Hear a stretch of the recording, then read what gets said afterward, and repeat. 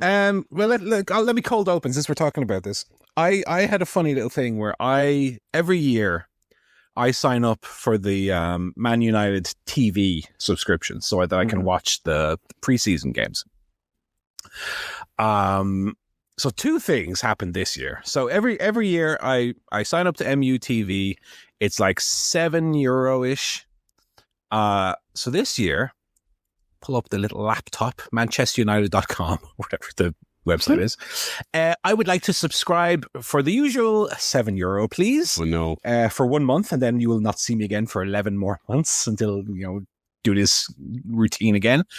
Sorry, sir. You can only sign up now for an annual €20, which actually is not bad, to be honest. It's not bad. It was 20 or 30 or something, yeah. They're really gambling there on that, but if it's a year-long one, yes. I think going back to the original days of Netflix, just hoping you forget. Just hoping you just don't remember to cancel. That's what the business still is, But then I found, through lovely, lovely Apple and the iPad that I own, is if you subscribed last year, that will still show in your Apple subscriptions. So you can just renew your old subscription for the same price. Oh, that's handy.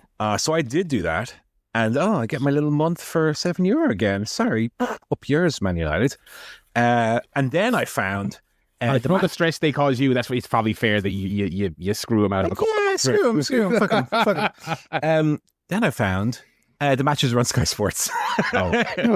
Anyway, so I finally gave them €7. I didn't have to give them, but oh well. So for like the rest of the year, what is on a service like that? Because I know a lot of teams have that kind of thing. What do you get? Like, it's not preseason. Obviously, every other match worth having is presumably on some other premium service. Yeah, it's just wank, innit? It's propaganda. It's propaganda. Interviews, old matches. Interviews, Attitude Era, Ferguson era, It's like what the WWE network Yeah, exactly. Remember when it was good, lads? Remember when it was good?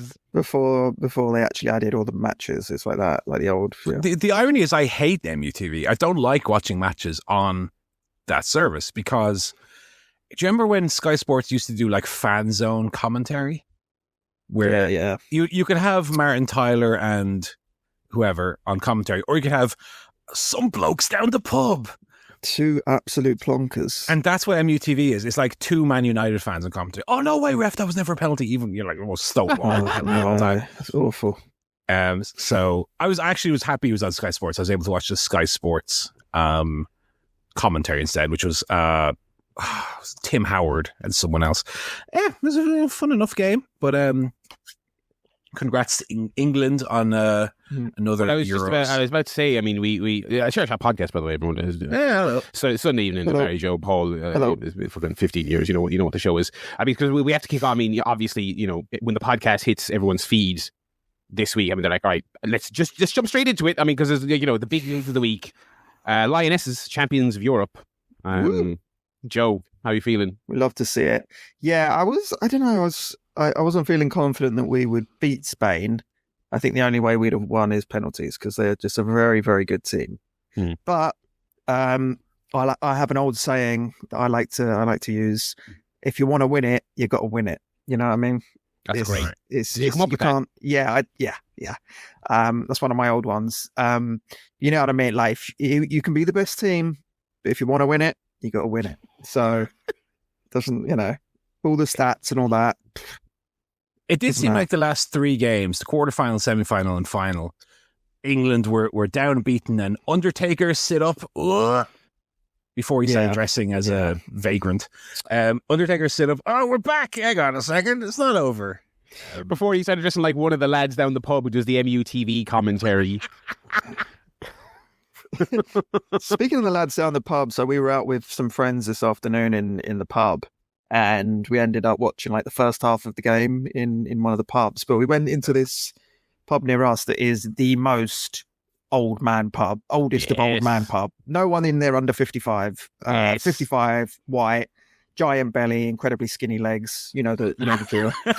How are they so skinny carrying that belly around though? I know, it's mad, isn't it? But you know what? They had the women on, and they were all into it. It wasn't just on; they were all like very hell yeah, boys. And that is the biggest change over the last 10, 15 years is that, imagine walking into a pub and seeing women's football on. Yeah. It's there. It's there. So that's great. And yeah, good game. I had a feeling, some reminiscence of the England men's Euro performance from last summer. Yeah.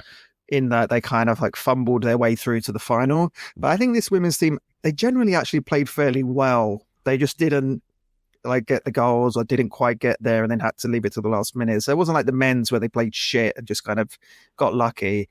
Yeah. I think they did deserve to get to the final. Spain were better in the final. But like I say, if you want to win it, got to win it. So, yeah. There you go. There you go. So is that the last of the tournaments until the regular club season resumes? Yeah. I'll be back in 2 weeks or so. Oh, really? That soon? Yeah, 2.5 weeks, or 3 weeks. 3 weeks, I think. Yeah. Anyone re-up on your Sky Sports? Or how many things do you have to have access to watch every Premier League? Too many. In 2025, the fact that there isn't just a Premier League streaming app that you sign up to. I wonder, is that the end goal? Because you might think presumably they have thought about that, right? They go, right, well, we'll just cut off Sky, cut off all these other feeds, and we'll just do Premier League, .com stream. But to tie it all back into wrestling, WWE were ahead of the curve on that for everyone. Yeah, and now, admittedly, it didn't work because they did that during the doldrums of their creative, the worst shite imaginable nobody wanted to watch, but. A couple of years ago, Nick Khan came in and was like, what do you do? I feel like so long as this ravenous, feral rights fees pandemonium is ongoing, and it feels like it will be for another 20 years, why take on the slack yourself when you can just drive everyone mental? To pay 10 billion, then why bother selling it yourself? I'm Mr. Triller. I won Triller. I'm going to jail tomorrow. Well, I'll give you 6 billion euro if I can have Withams stocks Premier League matches, please. I am going to jail, but I'm good for it. I still have AEW. It is mad in 2025. You still have Premier League games that just aren't televised over here. They are in other countries. They're in the US. US, I think, has pretty much every game. I think that is one thing that's going to gradually change. They've added more games this coming season. Yeah. Sky is showing a lot more games. I think we will get to a point where nearly every game is broadcast. It's crazy. It's a case of getting over the kind of historical barrier of the blackout of prioritizing. Yeah, because the thing is, most games get very well attended now. It's not like the old days where they're struggling. Most Premier League teams get huge crowds every week.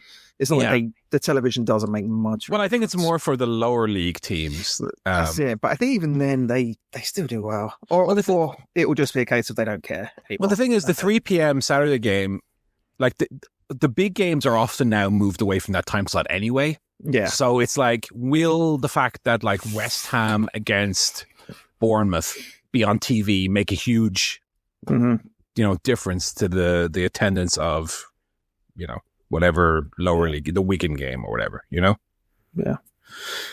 I don't know. It's just, I know that over here in Ireland, we have a little bit better situation because we do get one 3 p.m. Saturday game broadcast every week. So we do get a couple extra games. But it's so frustrating when there's a game on. Oh, it's not on telly. Get the laptop out. Get an illegal stream going. The stream broke. Get a new stream. That stream's down as well. I spend more time standing up trying to get a new stream than I do actually watching the game. And it's if they just had an app, even per game, right? If they had a pay-per-view, I want to watch Manchester United versus Brighton. I will pay €5 for that one game, or €10 for that one game, just to have the convenience of not having to get an illegal stream that doesn't work and suffer my way through. I would pay money just to watch it. I don't even have that option. I cannot watch the game. So it drives you towards piracy, Yeah. If you want to watch the game. Yeah. Yeah. Anyway. And I feel like the reason you kind of think to yourself, how is this possibly the preferred means of doing things that you can't watch it, so you simply must pirate it. It's I'm sure on the back end it's they're waiting for someone to stick a 0 on a check somewhere and get rid of all that stuff. But to Joe's point, they want people to go to the games, but people are going to the games, whether it's on TV or not. You watch United against or Arsenal or Liverpool or City, the stadium's full. Maybe not Man City, but the other teams, the stadium's full. There's no issue with people not going to the games, whether it's televised or not. Anyway, Hulk Hogan's dead or something. Anyway, so to tie this all back in, to tie this into wrestling, we will talk about white and blue running through his veins. Oh wait, no, it doesn't. And of course, Joe, back in '99, Ferguson wanted me, brother, for the team, and I was like, brother, I appreciate that, but Scholesy is a better man than me, and plus I have to wrestle Andre tomorrow. That was the same weekend as WrestleMania 3, brother. So. That's why he wasn't at SummerSlam '92. Yeah. Yes, yeah, playing in the Manchester Derby. To me, I only since he passed learned that story of that being based on that's ostensibly a fictional child he did not meet, because his story was that he met a child at SummerSlam '92. That inspired him to write a Hulkster in Heaven. What? Did you not know that? Did you? So Hulkster in Heaven, the song about the sick little. I've Hulkster. Never even heard that. Well, it's a song he wrote or whatever, pitched that to someone in corporate who wrote it for him, whatever. And he always claimed that it was inspired by a little sick, which he did. He was the original Make-A-Wish guy, right? So he did all of that stuff all the time. But his story, whenever he would ask about it, was that he met this kid at SummerSlam '92. And then when he went back, to Wembley next year, the little kid had passed on. And of course, Hogan was not on the SummerSlam cards. So this is why Mark Zuckerberg needs to bring back fact checkers. Okay, we need to live in a fact checking culture. I've looked this up on Genius.com, and they've got an annotation that's. Hogan claimed this song was written about an ill child, as Ro says, blah, blah, blah. According to Hogan, he met the child the day before the event and arranged for a front row seat. When the event rolled round, Hogan supposedly looked out into the crowd and saw an empty seat. Knowing that the child had died, he wrote this song. Like he tells it, he frames it like a direct-to-TV, like Hallmark movie. Like maybe they were just sort of late. Maybe the tube was delayed. Yeah, maybe he was late. He was in the... Also... The other funny thing as well is he can't even lie and say, I wasn't on the card, but I did meet him there, as if Hogan would go internationally to a show he wasn't on. That's very funny. Hogan has passed away. We're not the big, we're not the big obit podcast on this broadcast, but of course, how do you not lead off with that? Well, let me throw away my obituary about his AWA run, I guess. Oh no! Well, you know what? Stick it up on the Patreon. I spoke to multiple extras who worked on Rocky 3 as well, and I have some testimonials and all that other stuff. But yeah, he is absolutely one of those people that it almost didn't even ring true when the news broke. I was like, this is probably another hoax, especially because fucking Bubba the Love Sponge was pushing the story a week in advance that he was on death's door. I was like, all right, this is probably going to turn out to be the new most tasteless thing Bubba has ever done. I was like, I'll give it like 5 minutes and surely someone will be out debunking that. But sure enough, it was real. Absolutely had the vibe of some guy who will be around telling lies and getting in trouble into his 90s, Right. But yeah, God, it's such a lofty topic to talk about, because you're talking about, I think he's probably the most famous wrestler ever, right? Yeah. I think even today, with The Rock being like a household name Hollywood star, it's the ultimate man on the street name a wrestler, isn't it? Of a certain generation, certainly. Do you not think, like, if you asked a little Zoomer and he's playing on his TikTok, he's got his Labubu, and he goes, "Do you name a pro wrestler?" And he go, "I'll do you a better." He just stares at you. He stares at you for 2 minutes. No, he pulls out his Labubu, and it's a Hulk Hogan Labubu. He goes, "I know exactly one wrestler. Look at the little mustache on this little Labubu." So I think even little. Well, I don't know. We are completely out of touch. We are a bunch of old men doing this right now. So maybe they would name The Rock ahead of Hogan. Maybe. The thing is, I think people know The Rock from movies. There are people that don't know that he was a wrestler. The Rock. So I think if you talk in purely as a famous wrestler, Hogan is. I think John Cena gets a lot of play lately as a wrestler people know. Yeah, because John Cena also has he's been 3 or 4 memes. He's been a a frame of reference for about 20 years. Yeah. Like if John Cena died, my mum wouldn't text me, "Oh, John Cena died." That's actually unless she saw it on AOL, maybe it came. Yeah, but like she texts me when Hogan dies. That was also my kind of thing as well. This is perhaps the one where the most non-wrestling people come to the three of us, and a lot of you listening they come up to you in the office or in your family group chat, and my fiance's mother, bless her, sent my fiance a text to forward to me, and she said, "Tell Barry I'm sorry the Hulk died." And I was like, yeah, no, it's really sad, isn't it? Because of course, like, what were you gonna say? I mean, because I wouldn't get into this with family, but of course, I mean, then the thing when he actually died is a bunch of people were it wasn't exactly Eddie Guerrero levels of mourning online this week. No, folks, you might have seen, because I mean, this is the thing about Hogan. He is the quintessential wrestler, and I am including all the negative things, because we certainly don't think of wrestling as this fucking wonderful business where everyone's so great, except with a few exceptions. Like, no. There's so many of them are completely rotten, and that's why he's quintessential. Because I mean, has anyone taken a bat to their own reputation more thoroughly than this man, Hulk Hogan? I mean, because obviously the big thing was the sex tape and the racist tirade. That was the big breaking point, I think, for a lot of people. But you could go back. I mean, people have despised that guy 2 decades before that even happened, for the union busting and the this comment, the that comment, the Nepo hires, the fucking John Graziano thing. Yeah. I mean, that whole situation alone with his son, I mean, that's enough to turn people off a guy forever, you know. And that was before, the old getting caught saying, "Yes, I am a racist," which was great. People relitigating his whole thing. Well, he was a down period in his life, and he said the things he regret. What I love when people accidentally say, "Well, I am a racist." Yeah. Well, I think what he actually said was, "I'm a little racist," which ironically is the only time he's underhyped. Because he wasn't a little racist; he was very, very racist. Actually, Hogan. Yeah, because there was the phone call to Nick in prison. Yeah. Where I don't want to actually speculate on what he said, because of course he spoke in code. He spoke in code. So linguists are still trying to figure out what he meant by trying to work. Cryptographers are like, I hope we're not reincarnating as blizzle males. I mean, that could be anything. I mean, that could be blah, the fluffy breads from Ireland. I mean, that could be anything. Bazig bazoobs.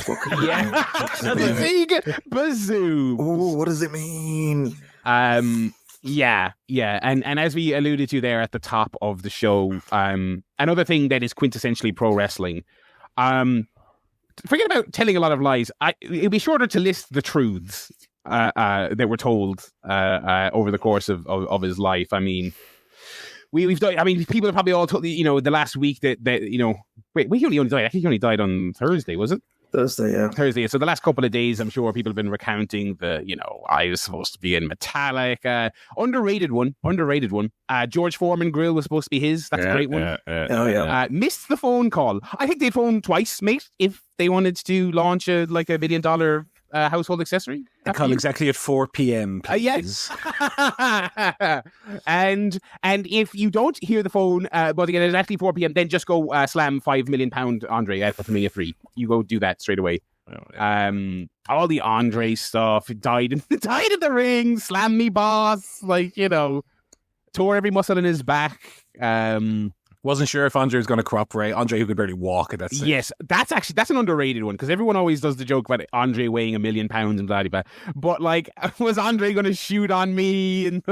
Andre, who wore that singlet to hide the back brace he was wearing. Yeah, so that'd be quite underrated one that I think has gotten a little bit of attention in the last couple of years that I actually wasn't really aware of. Was the old taking the world's safest tombstone from the Undertaker and going, "My neck, brother, he got me." Yeah. He got me. And taking time off, and Undertaker feeling awful and going through months of anguish because he thought he'd crippled this man with the world's safest move. It was 3 foot off the ground. 3 foot off the ground. And it's like, if you actually did that to Hulk Hogan in 92 or whatever that was, I don't think you'd still be working for that company to feel bad about, so insane. But, yeah. I mean, I don't know if there's any other things we wanted to highlight without just going, okay, let's start at the top. Let's start at the top and work our way forward. The best part of the reaction is you get kind of two notable ones I've seen. One is the people who are trying to defend him in a way, like, oh, well, if your private conversations were taped, would you want everything you say to be put out there? And I'm like, what, you mean the time I said the N-word 50 times and said I was a racist and didn't want to get reincarnated? Oh, yeah, hope by the time I did that, it never gets put out. When I was banging my friend's wife. Yeah, oh, God, that'd be embarrassing. Kind of tells you what you need to know about those people and what they say behind closed doors, doesn't it? And the other one is when people post clips of him in, like, Japan to kind of prove that he was actually a really good wrestler. And it's him doing, like, a hammerlock and like a first week of wrestling school hammerlock, and it's like, oh, see, Hogan, he was a really good technical wrestler. He just decided not to do it in WWE because that's not what the fans wanted, brother.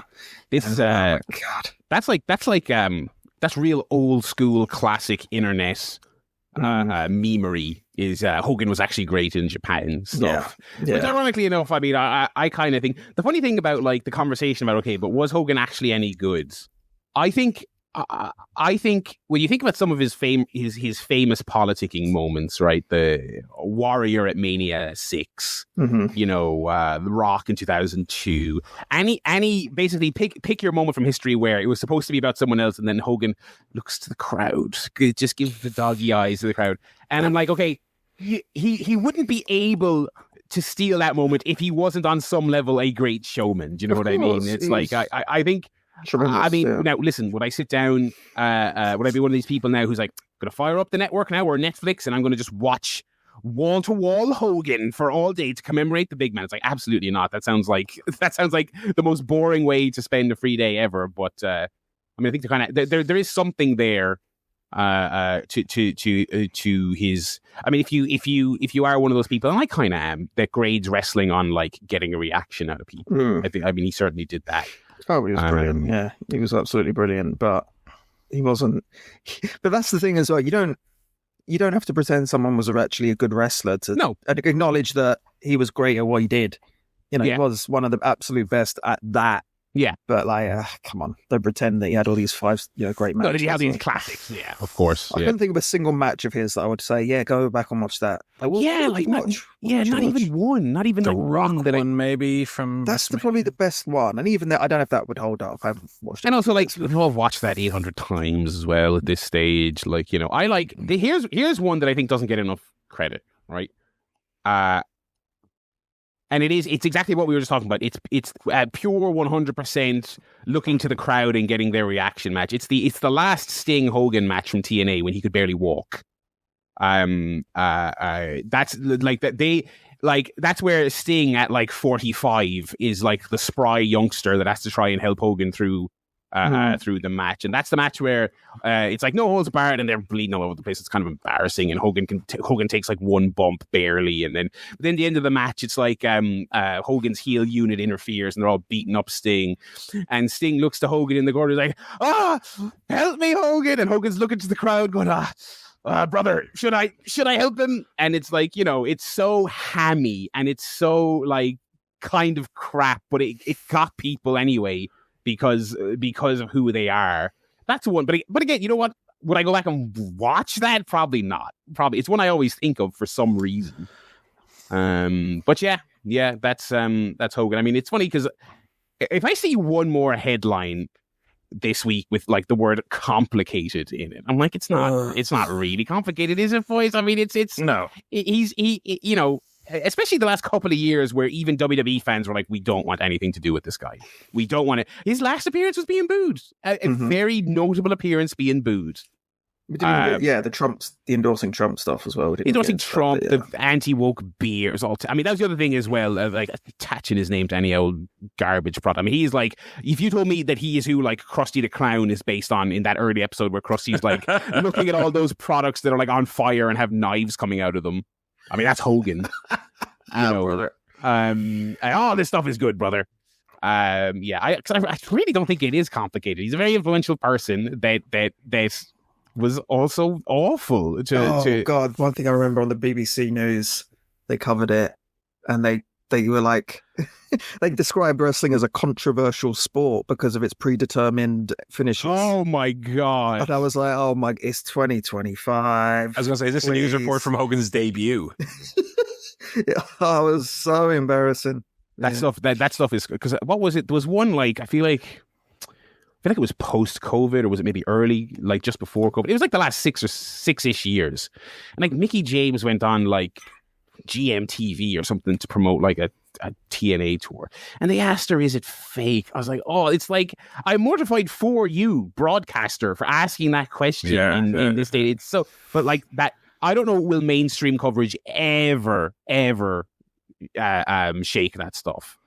I actually haven't read too much mainstream coverage of Hogan's death. I don't know how much they've gone into the controversies, because I suppose if you're not in the wrestling bubble, I wonder, do you even? I mean, I'm sure everyone knows the sex tape, the lawsuit, the racism. I'm sure they know that. Documentary, maybe, yeah. But do people, working for like a BBC and RTE, do you think they know that, like, oh, he showed up in January and was booed? Like wrestling fans don't like him. I don't think they know or care about that stuff. I mean, if you take one look at Twitter, that's basically all you can see, though, is the grief policing and whataboutism, and I mean, I feel kind of in two minds in terms of, like, someone's died, and that, like Shivani said on Collision, to an extent, it's someone's family has lost a member, and those people are going through it. That's fair enough.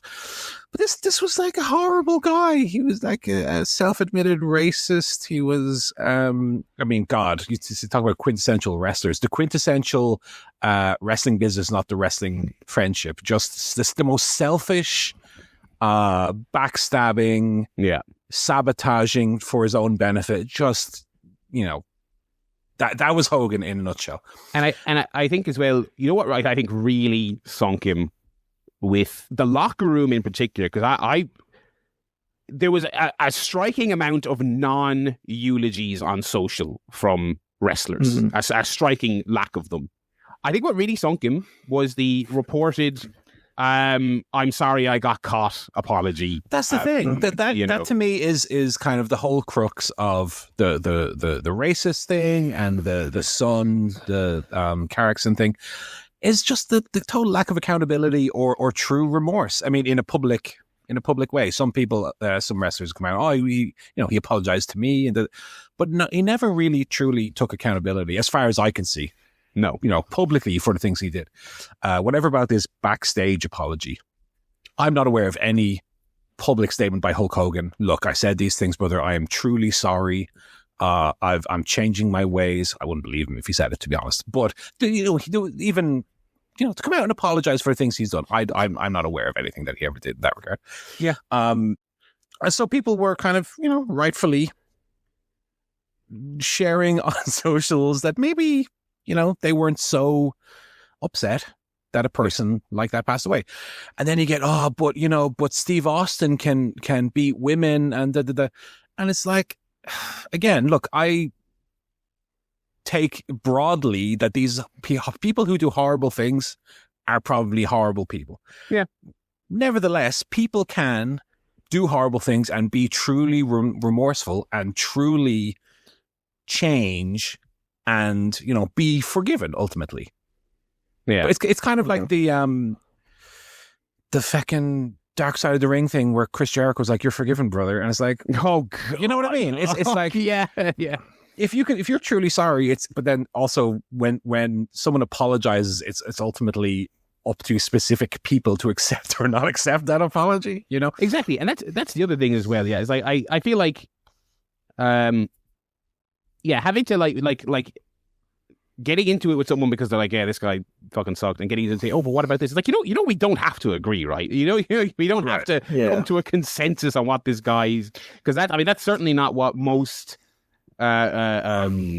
controversial figures. There is no consensus And I think that's also maybe a sign of the times as well in our short attention span brain. We kind of need, I feel like some people just need guys to be categorized as A or B. Do you know what I mean? Right. That's just not the way it is, you know? Yeah, I feel sad. Yeah. Everyone else has to. I don't mind if it's a bit questionable. You feel sad if you want. Don't tell me I have to feel sad. The other thing, Joe, is okay, maybe he was a horrible guy, but you have to appreciate what he did for the wrestling business. Hey, actually, I don't. Actually, I don't have to be watching wrestling today if it wasn't for Hulk Hogan. Actually, even if that was true, I don't care. I would just watch something else. Yeah. That's actually one thing where I was like, when that's one thing where I was like, okay, I can kind of see wanting to fight about that, because it's kind of like when people start getting into factually wrestling wouldn't be the way it is today if not for him. It's like, okay, are you using that as an insult or praise?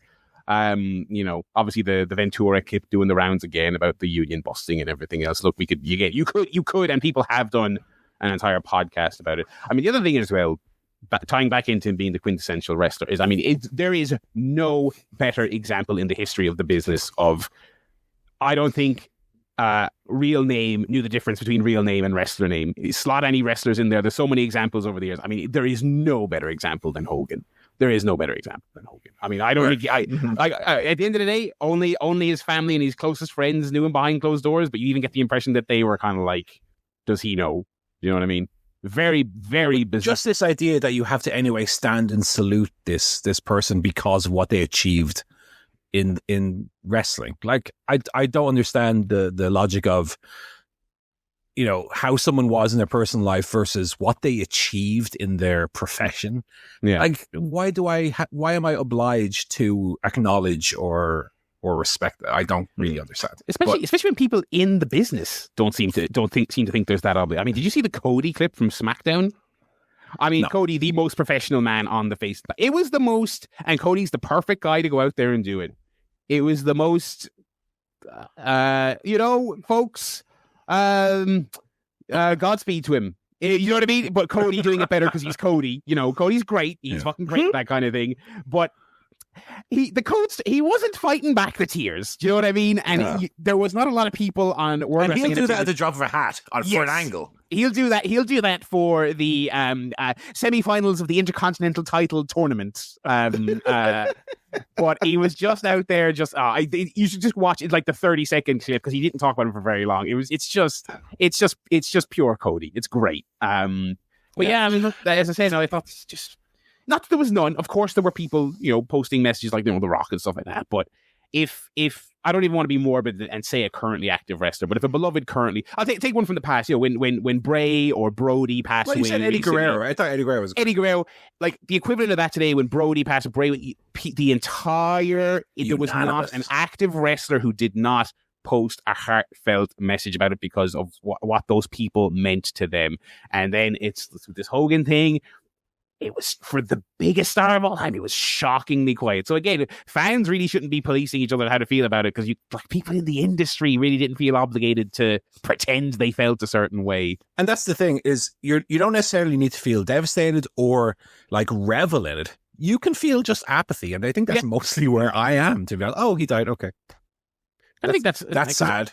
Yeah, and as you're saying, anyone, there's family members who know nothing about wrestling. They're probably like, oh, my, cousin or whatever, my uncle's, whatever died, and they're probably sad. That's sad. I don't want to, deter that, but yeah. And I think apathy is good, because I'm increasingly just kind of like, and I'm a hypocrite on this because we all feel this way, but it's like, God, we just shouldn't be attached to celebrities and things like that when they die. But we all are. We're all guilty of that, myself included. So I'm not trying to lord over people with that. But yeah, I was going to say I'll be keeping my eyes out for next week's Observer, but apparently, like fucking in the 12 hours between Hogan dying and the new Observer going live, Dave wrote like 15,000 words. So I think I might resub just to grab that. That will be the most meticulous The Hogan story is definitely an extremely interesting one. Oh, I would read a book, so long as the author guarantees Isn't Hulk Hogan. Isn't Hulk Hogan. And sorry, author, could you just sign an agreement here? Hi, I'm Barry. You don't know me, but this is really important to me. Just please do not take anything Eric Bischoff says at face value and let his narrative be the entire crux of it. I'm looking for a Hogan book which spoke to actual knowledgeable, credible people. Oh my God, I would be there day one. Yeah.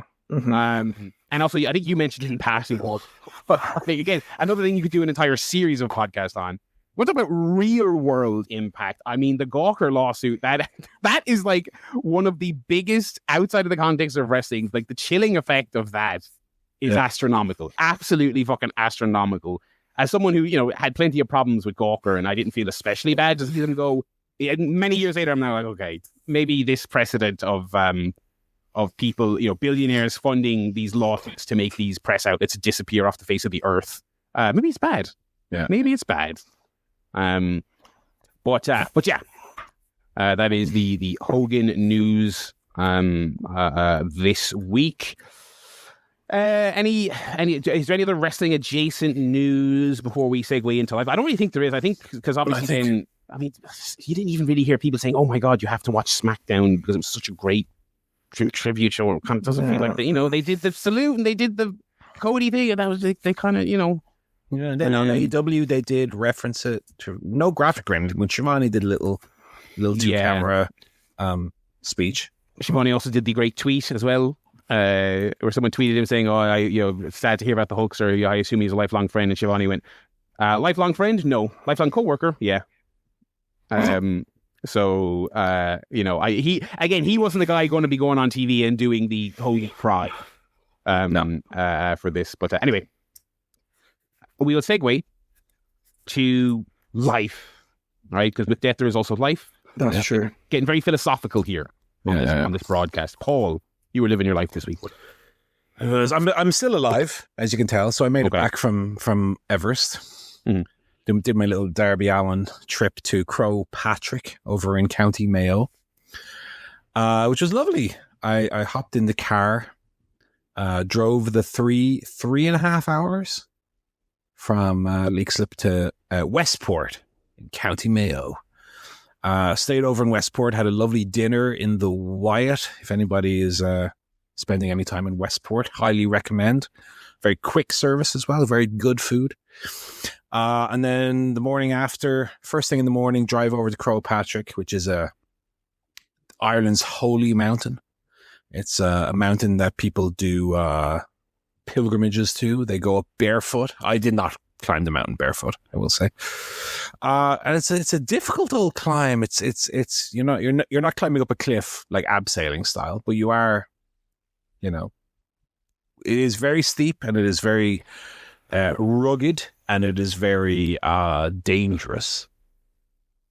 I mean, there are some steps I use in inverted commas. The steps are made out of these very wide but shallow rocks that I'm just looking at and pointing upwards. And I'm just looking at it saying, if I fall on that, that's my shin is just broken.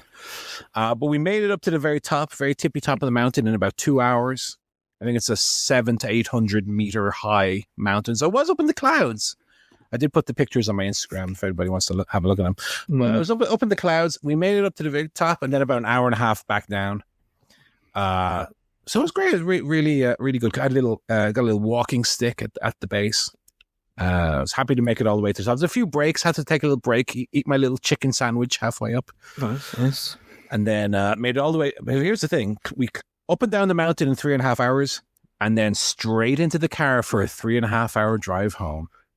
That was the true endurance test. Yeah, with them jelly legs.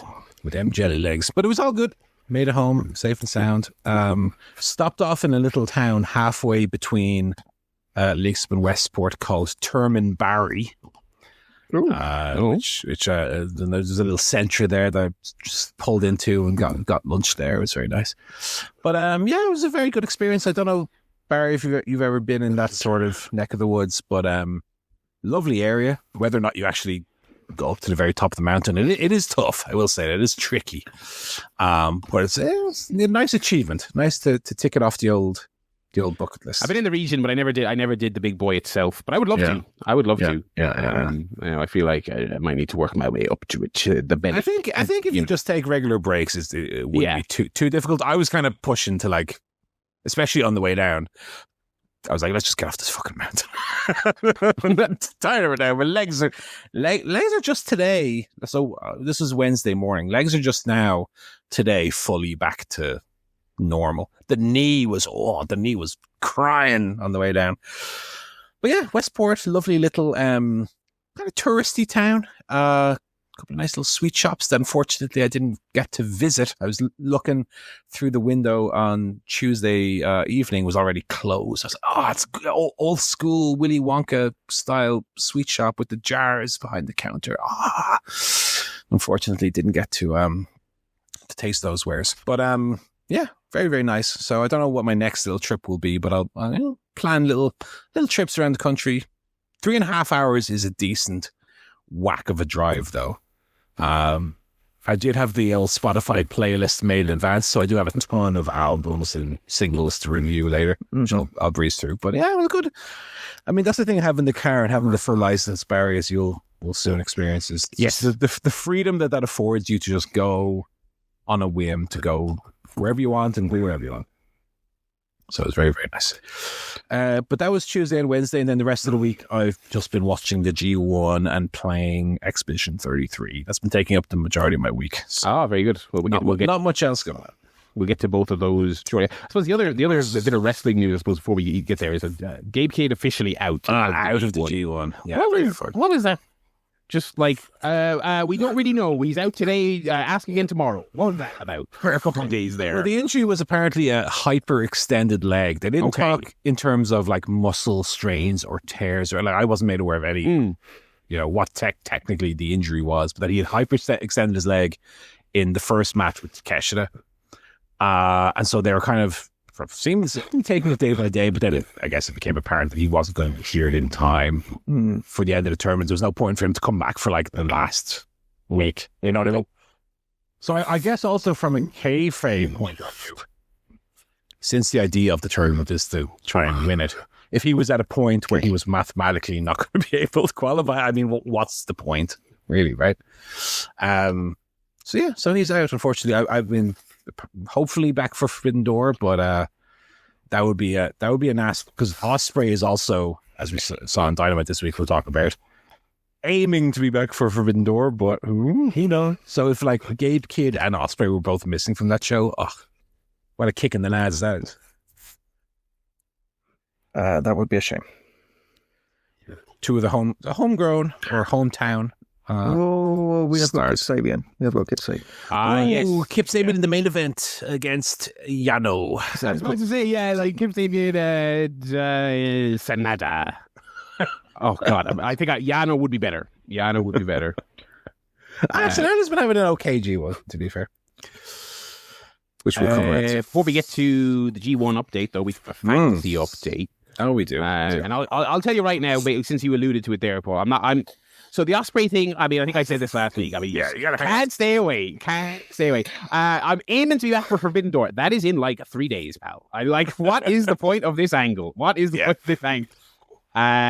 So, I mean, very bizarre to tease that your top British star won't be in London, but alas. I'm extra confident to just keep him. Yeah. Kenny, I'm not trading. No trades this week for me, but gone all quiet on the Western Front there now. I was talking to someone in the week that said to me, this isn't fucking my sources on the inside, it's just someone else talking to in the week, said they feel like Kenny might be starting to wind down. The old last run might be closer to our doorstep than we realize. And it felt like they really didn't like hammer on either of the last two Dynamites that Callis mentioned him, obviously, talked about, Okada beating the great Kenny Omega, but there was no, wait till Kenny Omega comes back and gets you. They haven't really been doing that. So maybe, I don't know what to make of that, but I'm mulling. I remain mulling over. I think Kenny might well become more of a part-time attraction. Yeah. Do you know what I mean? Come in for the important shows, but I don't think Kenny's going to be able to be full time going forward. And where's Hook, by the way? You should have been done with nothing. Yeah. Ooh, that's been seen since. And also, we're 2 weeks after All In. No word on those show titles. What's happening? Don't worry about it. Anyway, in terms of the fantasy this week, Toni Storm has reclaimed her throne atop the total points table. Thanks to Will Ospreay's absence, Toni Storm did beat Billy Starks on Dynamite. So she is top of the table again. Although it's very close. Her, Ospreay, and Hanger, 117, 114, and 112. They are the top three, 5 points between them. So Hangman Page looking like a very good fifth pick for Barry. He was fifth round pick. Yeah. Very, very good. As far as the week itself goes, Joe is our winner this week with 12. All the points on Dynamite. I mean, Dax and Cash bringing the points home. They look like two very good trades. 10 for me. Toni Storm, Swerve, and then Hologram on Collision, part of an 8-man tag, so he only gets 2 points. And then Tekla and Hanger for Barry, only 8. So 12, 10, and 8, quite a close week. Hanger obviously defending the world title on Dynamite this coming week, so a defense there will get you 6 points, Barry. Otherwise, not too much to report. Like I said, we didn't have too many of our drafted people in action. So no MJF, Danny Garcia, Mercedes Moné, Kyle O'Reilly, Megan Bain, Powerhouse Hobbs, Bobby Lashley, Takeshita, Cope, Okada, Hook, Darby Allin, Hologram, Will Ospreay, Kyle Fletcher, Kenny Omega, Willow, Ricochet, Statlander, Shelton Benjamin, and Bandito. None of them were in action this week, which is the majority of our teams. So, like I said, not too much to report. A bit of a quiet week this week. And so, with that being said, I have a new quiz format to beta test here. Here he comes. I'm not sure how this is going to work. I'm hoping that this will work out, but this is something that I feel like might take 2 or 3 goes to kind of fine tune in terms of how many guesses you should have and how much information should I give. What's too difficult, too easy? I really have no idea. I've tried to kind of make it work, but I'm not sure. So the new quiz is called Wordl-ow. Wordl-ow. Okay. Right. Named after the fantastic gladiator and former wrestler, Wardlow. Yeah. So it's like a little bit like Wordle. It's sort of a 20 questions spin-off. So essentially, I have chosen a wrestler, a mystery wrestler that you guys need to work out. Okay. And so you have 6 guesses, as you do in Wordle. And for each wrestler you guess, I will tell you whether their age is higher or lower than the mystery wrestler, whether their build height is higher or lower, whether their build weight is higher or lower, whether their first letter of their name is earlier or later in the alphabet. Okay. And by the way, for name, I'm using the name of the Wikipedia article in case of any, some wrestlers change their name when they, that's what I'm using. The TV debut year, earlier or later, and the current company, whether it matches or does not match the current company of this wrestler. So I'm not using some, GCW dark match wrestler. This is a wrestler that we all know. Okay. So because you only have 6 guesses, that's why I'm not picking someone, and this is only active wrestlers, by the way. Not retired. So they are active by default. Okay, so you've got 6 guesses, and you can try and whittle it down from there and work out who is the mystery wrestler in question. Could you quickly give us the attributes again? Just so I can... Age, build height, build weight, first letter, and it. Just to clarify, in the case of like John Cena, that would be a J. Okay, a J. Okay, got it. TV debut year, so the year they debuted on TV, and current company, whether it matches or not. Got it. Okay. So we need someone who's perfectly average in all of those. Sure. So we can go in the middle. Okay, yeah.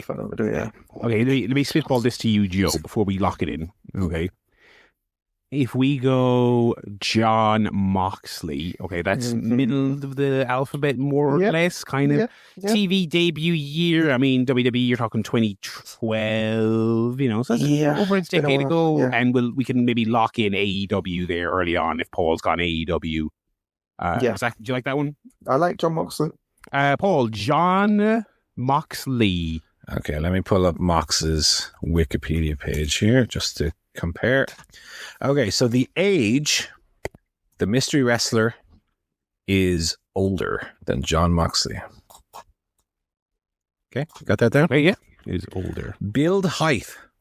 John Moxley is 6'4" build. The wrestler in question is smaller than John Moxley.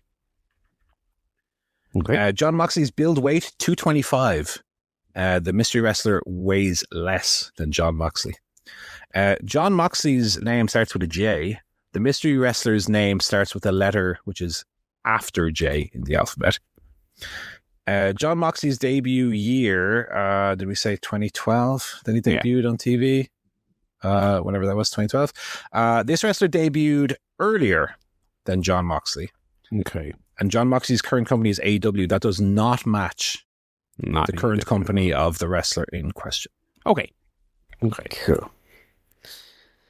Okay. So we understand how this works. Yes, I think this is fun. I like this. Okay. This is good. This is very cerebral. This is very cerebral. I've got a note app here, Joe. I don't know if you have the same. Yeah. So they're older than Moxley, so they've got to be 40 plus. 40 plus. WWE, probably. WWE. Yeah, I was thinking that Punk might be a good fix, but his name is before J, so that'll be out. Yeah.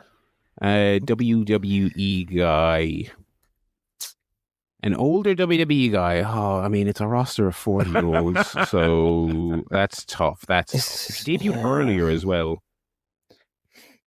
I mean, we could just smaller than 6'4" is not that much for a giveaway. Yeah, like.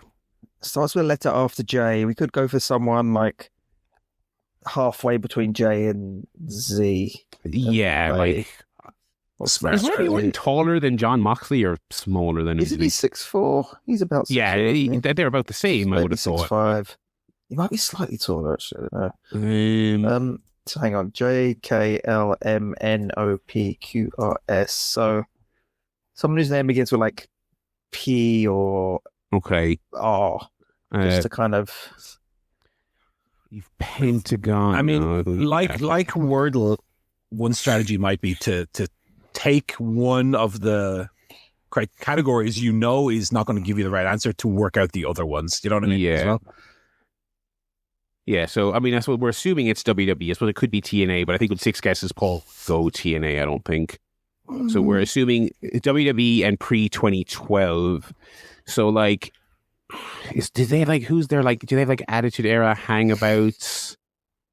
Well, yes, again, loads. Just Ron Killings. I mean, well. Oh yeah, because he's older. I assume he's smaller and weighs less. Yeah. Yes, I think that's a good one. I think that's a good one. All these and he's an R. Okay, we'll go Ron the Truth Killings. Ron Killings. Okay, let's have a look here. So Ron Killings is 53. The wrestler in question is younger than Ron Killings. Okay, good. Okay. So you've got your range there. 39 to 50. Ron Killings, per Wikipedia, is billed at 6'2". The wrestler in question is smaller than Ron Killings. Okay. Ron Killings, per Wikipedia's build weight 220. The wrestler in question is lighter than Ron Killings. Okay. Ron Killings' name begins with an R. The wrestler in question's name starts with a letter earlier in the alphabet than Ron Killings. Okay. Ron Killings' TV debut, like 2001, I think, yeah. This wrestler debuted after Ron Killings did. Okay. And Ron Killings' current company is WWE. It's a match. Okay. So we got one matching category. Okay, so our range is between, what's Moxie, 38 or 39, do we think? 39, between 39 and 52. Okay. Smaller than both of those lads, weighs less than both those lads. Between J and R, debuted. after 2001, but earlier than 2012, so that decade, and they're in WWE currently. Okay, so we've got KLMNOP. PQ. Okay, yeah, Q. So we're down to seven letters. That's pretty good. It's okay. Okay, so someone in his 40s probably, because there's not many 50-year-olds. So Yeah. I mean, it can't be Goldberg. He's not kind of active anyway, I guess. Yeah, I assumed Undertaker wasn't active either as well by this standard there. Yeah. It's not Cena, it's not Orton. It's not Punk. Punk. Who else is in the movie? I'm trying to think about the...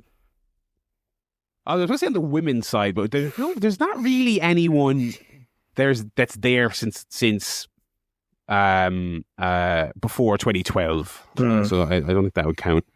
I mean, I think the best thing we've got is narrowing the age, although I don't know if that helps us that much because it's a pretty tight range already, isn't it? You got about 10 unless years. we find out they're 47 or something, then that's a giveaway. But it's probably just going to be like 42, 40, something like that range. So I think who's a smaller person in WWE is another thing. 6 foot. I'm thinking NXT as well. Like Sean Spears would be after R, so that's fine.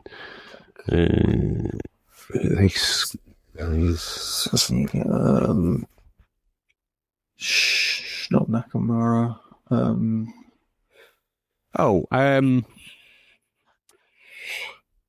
Okay, so is Drew McIntyre older than Moxley? No, wait, no, he's bigger than both these lads. Yeah, he's bigger. And he's a D. Oh, sorry, he's a D, yeah. For some reason I was thinking M for McIntyre. I don't know why I was thinking that. So Randy Orton's definitely bigger than both the so not on. And it's earlier than R. We didn't lock in R, unfortunately. We didn't get up to R, did we? Oh yeah. It's so J between J and R. Yeah. Well, I don't know if that includes J and R. Do we get a ruling on that? I know because I think Paul in the style of Wordle, I think he would give us match it. It matched. Yeah, okay, if it matched, I would say it matched. Gotcha. When did Kevin Owens debut? No, he's young. He's not over 40, is he? At this stage, he might be. Probably close to 30. Well, he's not smaller than these lads. Fuck. Okay, the small seems to be smaller is the thing. That age and smallness is what's jumping out at me here. These are not big guys. These are not big guys. What about Kof? Right, with K? Kofi Kingston? HIJK. Yes, yeah. So Kofi would be older than Mox, younger than Killings, smaller than both of them. The letter would be correct. He did debut in this window, and he is in WWE. That's a good one. I'm happy to go with that one. Should we go with that one? Yeah. Kofi Kingston, Paul. Kofi Kingston. You got it. Oh, well done, Joe. In well 3. Kofi Kingston is the answer. Very good. What does Wordle say? Splendid is 3, isn't it? Yeah, done a great job there. Very, very good. I wonder. Excellent stuff. Okay, as a beta test, my one thing, and maybe I need to take away the current company. Does that make it too easy? No, I think that's good. I think that's. I mean, getting it in 3, very good. That's sometimes I get the Wordle in 3. You've done good. So, congrats, guys. Well done. That was fun. I like that. Okay. That's our first. Let's build that and then sell it to the New York Times for $100 million. That's our first Wordl-ow. And if they ask us who's Wardlow that the name is based on, don't worry about it. Don't worry about it. I made it up. We made it up. Okay. All right. Segue over to our reviews for the week. AEW back in La Residency. Where was this? Chicago. The Byline Bank Ballroom in Chi-Town. Yeah. Not a great Dynamite. No, I was a bit more tepid on this one this week. So we got Hangman opening up the show. What did he say? He talked about the Cabana beatdown. And he basically said he was going to beat up Wheeler Yuta later. Possible nitpick of the week, although maybe not. I think this is an important thing. I think we're doing a little bit too much of the opening promo. lately. Sure. Makes sense after the pay-per-view. You know, your champion comes out, I won, we fucking did it. But okay, great. But they've done quite a few of these, and I think let's not fall into that trap. You know, I think a theme with this show. I don't, because actually I'm not sure what your grievances were, Paul, but a couple of mine were kind of like a couple of WWE things on this show that I'd rather you not do. You know, opening up with your hot match is something I'd like to see them getting back to. But speaking of, I felt like a lot of the show didn't feel very thought through. No, a lot of shit just being thrown very suddenly, and I mean, we got to some very not satisfying stuff. We had MJF backstage with Renee talking about how he's definitely not going to use this contract to take advantage of Hanger. They're doing the fucking way. They're doing it. I mean, if you don't think they're doing it with this guy, I don't know what to tell you. Anyway, but this is one of those things that they're the alternative. But they're doing the most rote and played out trope from the established company. Yes. The Money in the Bank, which has been around for 20 years and has been passé for 18 of those. Yeah. Get rid of don't do that, AEW. Get rid of these stupid contracts. Just have the person who wins the gauntlet gets the title match at Forbidden Door. There you go. Done. So annoying. Followed up with that with Hanger making short work of Wheeler Yuta. I thought this was good, nice, definitive as kind it should of. have been. But he didn't really give him much. And then afterwards, we're still kind of doing Yuta as the kind of undecided, wishy-washy. Maybe we can turn him back. Hangman gets the chain around his neck, bloodies him up, and then he threatens to throw him over the top rope with the chain. But then he stops and he says, "Look how basically he says nobody's coming out here to help you, even though like I'm about to kill you." Basically, so there you go. So that was there. I don't think there's a clamoring for Wheeler Yuta to turn babyface. You know what I mean? No. This is the kind of segment you do when the crowd are begging for him to turn. They haven't done the him as Sami Zayn thing for quite a while now, really. Like they were doing that a lot, like, questionable, decision. But he's just been part of the team, really. Yeah. They could go back to that, but it's not a thing right now. So. The writing off of Danielson was kind of the end of that, because before that, during the Danielson feud, it was the whole conflicted, he's my mentor, and then he like gave Moxley the bag when he was writing off Moxley, and that kind of that to me felt like the end of that story. Do you know what I mean? It's like, yeah, as you were saying, they haven't even really done this in a while. So, but nonetheless, I thought it was effective because like Hangman just killed him, and got Athena and Billy Starks backstage. It's pretty rough. Oh, baby, this Billy one. Yeah. I mean, wait till we get to the match. But basically just listing off Athena's achievements, and then said she was going to beat Tony, and Athena said, "No, we're going to take her out." I believe was the what the line Athena wanted. We got FTR versus Jet Speed in the quarterfinals of the Tag Team Championship Eliminator Tournament, for which they revealed the graphic on Collision. And I actually didn't see this. Did you? Let me pull it up here actually and see if I can get it. Do we have a graphic? No, we don't. AEW on your website. Come on, brother. Do you know off the top of your head, Paul, what that tournament is? Hang on. Let me search for it here. Eliminator. Bucks versus the Outrunners. Okay. And a load of other teams.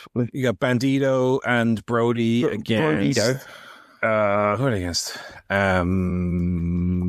This is so annoying. This Collision review just mentions that we see a video package hyping up the tournament, but who's in it? Oh my god.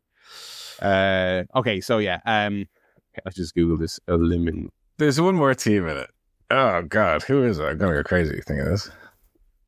Yeah, it didn't really, because like that's not something giving out. They were like, they basically advertised this with this first match without saying who is in. I was like, that's fine. It's just a little bit here. Because they said, watch Collision. Well, it was just a little tease for Collision. It was fine. Anyway, here we go. FTR, Jet Speed, Bang Bang Gang, Big Bill and Brian Keith, Outrunners and Young Bucks, Gates of Agony. Gates of Agony. Bro Dido, which is a pretty good name.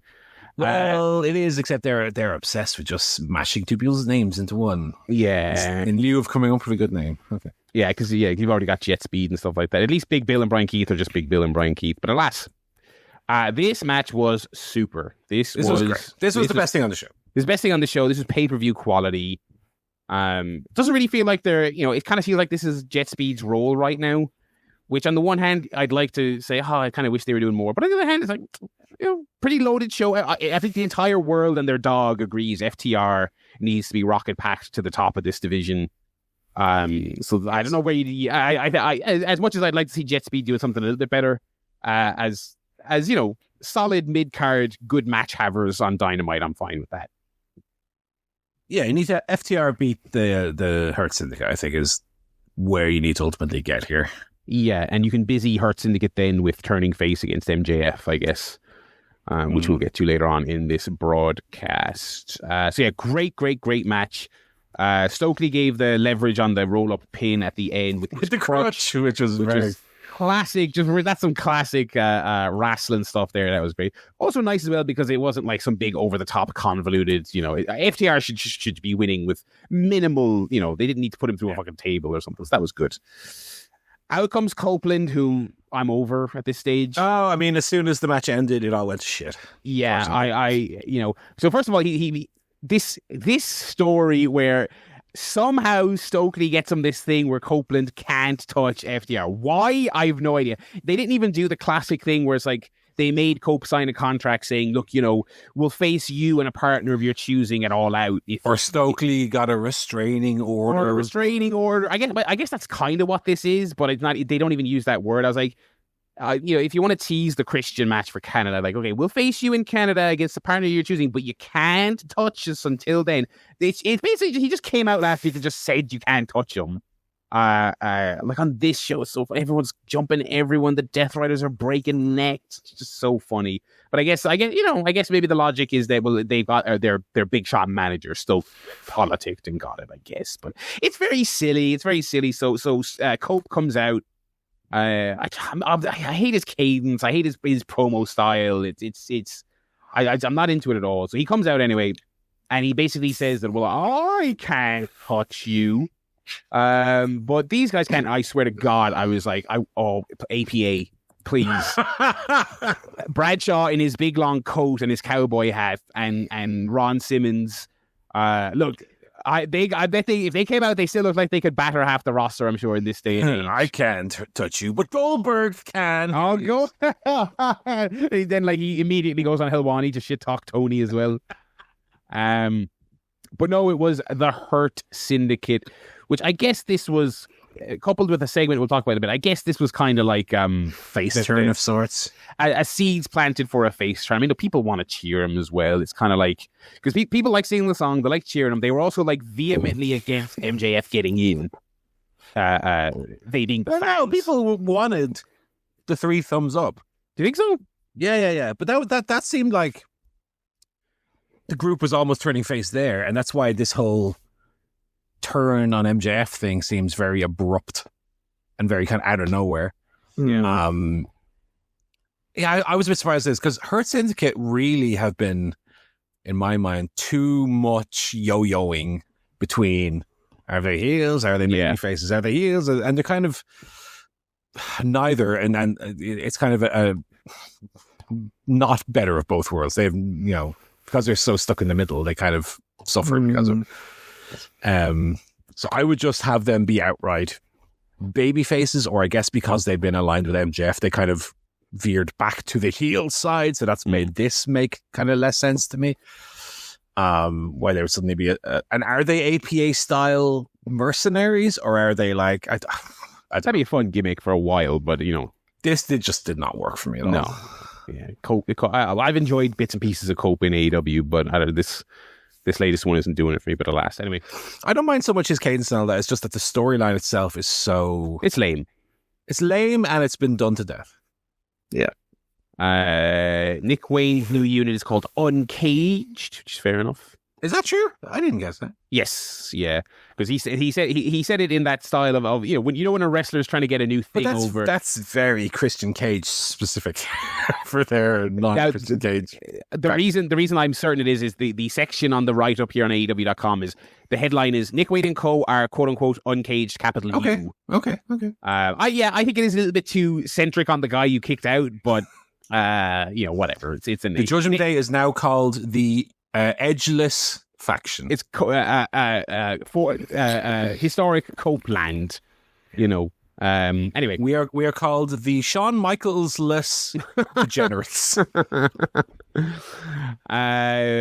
Moxley promo backstage. Talking about how the real fight starts now for Hanger and all this other stuff. Mm-hmm. Get up and do it again was the big line he kept hammering on this. So so there you go. Yeah, like it.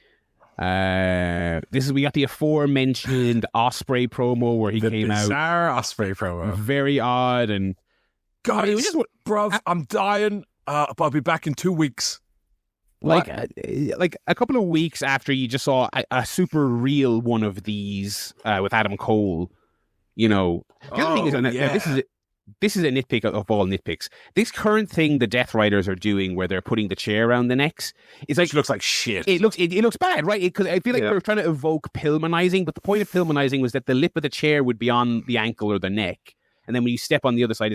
But it's like they're putting the big part of the chair around the neck. And in Joe's case, it was like on his back. So he put he was on his beautiful broad shoulders. And so Claudio steps on it. It's like, wait, it doesn't really look like it's doing anything. Right. So Osprey comes out after they did that to him to try and act like he might be retiring forever. But then he said, "Oh, lads, I've been injured anyway." And actually, that didn't change anything. The fact that they injured me, so don't worry about it. Totally undermined the whole angle that they did. And trying to put over that he had C2 and C6 herniated discs, but he'll be back in 2 weeks. This is very jumbled up and very silly. If he's going to be back, just have it as a little surprise. He comes back the week before in the Hydro or something. Have someone call him out and then be like, "Oh, is he going to come? Is he going to be there?" Yes. Also, because they did the exact same angle to Samoa Joe, is Samoa Joe coming back in 2 weeks? I don't think so. How long does it take him to promote that show he's in, Twisted Metal? But this was a thing, another one of those cases where it's like, why did they have to do the angle with Osprey? Why couldn't he have just come out the week after the pay-per-view and say, "Guys, the reality is I've been working hurt. I need to take some time off." Because that's ultimately what they did anyway. Yeah. So what was the point of the hokey, Claudio jumped on his neck and he got stretchered out, and then he came out here and basically made no reference to it? At least as a true cause of his injury. Especially because you've got Omega at the moment, just not on TV. He's just not. He lost and he's away. The company's not afraid to do that. You could have just had him just not be there. I mean, I get Osprey's a full-time guy. I get that. But I feel like this is overthinking. Oh, he's working hurt, so we need to write him off. But then he comes out and does a promo where he says, I've been hurt for the last 10 months. And I just wanted to get to All In. I just wanted to get past that line. But now I'm hurt and I need to take care of it. That's enough of a story for you to sell, for him to gain sympathy and all that. You don't need to do he gets stretchered out during the main event of All In. That was totally unnecessary for ultimately where they went 2 weeks later. You know what I mean? Mm-hmm. And I just wouldn't have done this at all, to be honest. Given that they did the angle at All In, for me, you would just not have seen Osprey until, you can do a surprise little return. I get that they want to sell tickets and maybe the Gabe Kidd situation changes stuff, possibly. I don't know. But, have him, whichever heel you're going to pair him with at the pay-per-view, you can do, or maybe Claudio. Maybe he's going to wrestle Claudio at the pay-per-view. I don't know. But, Claudio said, I took out Osprey. He's not going to be at the show now because of what I did. Ironically, has Claudio even done anything since All In, basically? Did he have one match, maybe? And then you have Osprey come out at the Hydro show and say, "I'm back, and you and me at the pay-per-view, we're going to go one-on-one." I wouldn't have done this as Barry, you pointed out, weirdly morbid promo, which ultimately, do you know what this felt like to me? spoilers for Star Wars Episode 9, the Rise of Skywalker. This is when C-3PO was like, don't worry, friends, I will give up my memories to save all of you. And then 5 minutes later, he's like, oh, actually, I got my memories back. Don't worry about it. Or when Chewbacca dies, and then actually he didn't die. Don't worry about it. That didn't even happen. Osprey's like, guys, my neck is fucked. I can't wrestle. I'll miss a week. I don't understand. I don't understand the need to do that. Good luck to him. Hope his neck's all right. Yeah. Don't rush. The worst thing would be for him to rush back before he's like healthy. But yeah, I don't know what the point of this was, really. So I guess we'll find out, I suppose, closer to the time. Yeah. Because Forbidden Door is what? We've only got 2 or 3 episodes of Dynamite left. Yeah. Is it the end of August? When is it? Oh, okay, we got okay, that's it. I mean, another month. Yeah, I guess, look, you want to tease it a little while longer, but yeah, okay. The funny thing is that they feel like, apart from the tag team tournament, they feel like they haven't even started building for Forbidden Door yet. Yes. Yeah. Because I suppose the Okada match, but other than that, yeah, you don't quite know what with them. I mean, spoilers, doing the Moxley rematch next week. You're doing your Backlash match on television, so anyway, the G1 only ends the week before Forbidden Door as well. So does that mean that we're not going to have Japan guys on the Dynamites in the lead up until literally the week off, maybe? Mm-hmm. We got Willow with Renee. Talked about all the stuff going on at the moment with Statlander and the Death Riders, but she was happy Hangman won the title, and then she said, "Big Tex." Oh, your Spidey sense tingling. This is a good nickname. Put that on a shirt. So I guess they're going to keep Willow. Sign me up for Willow Tekla, please. That'll be good crack, almost certainly. Yeah.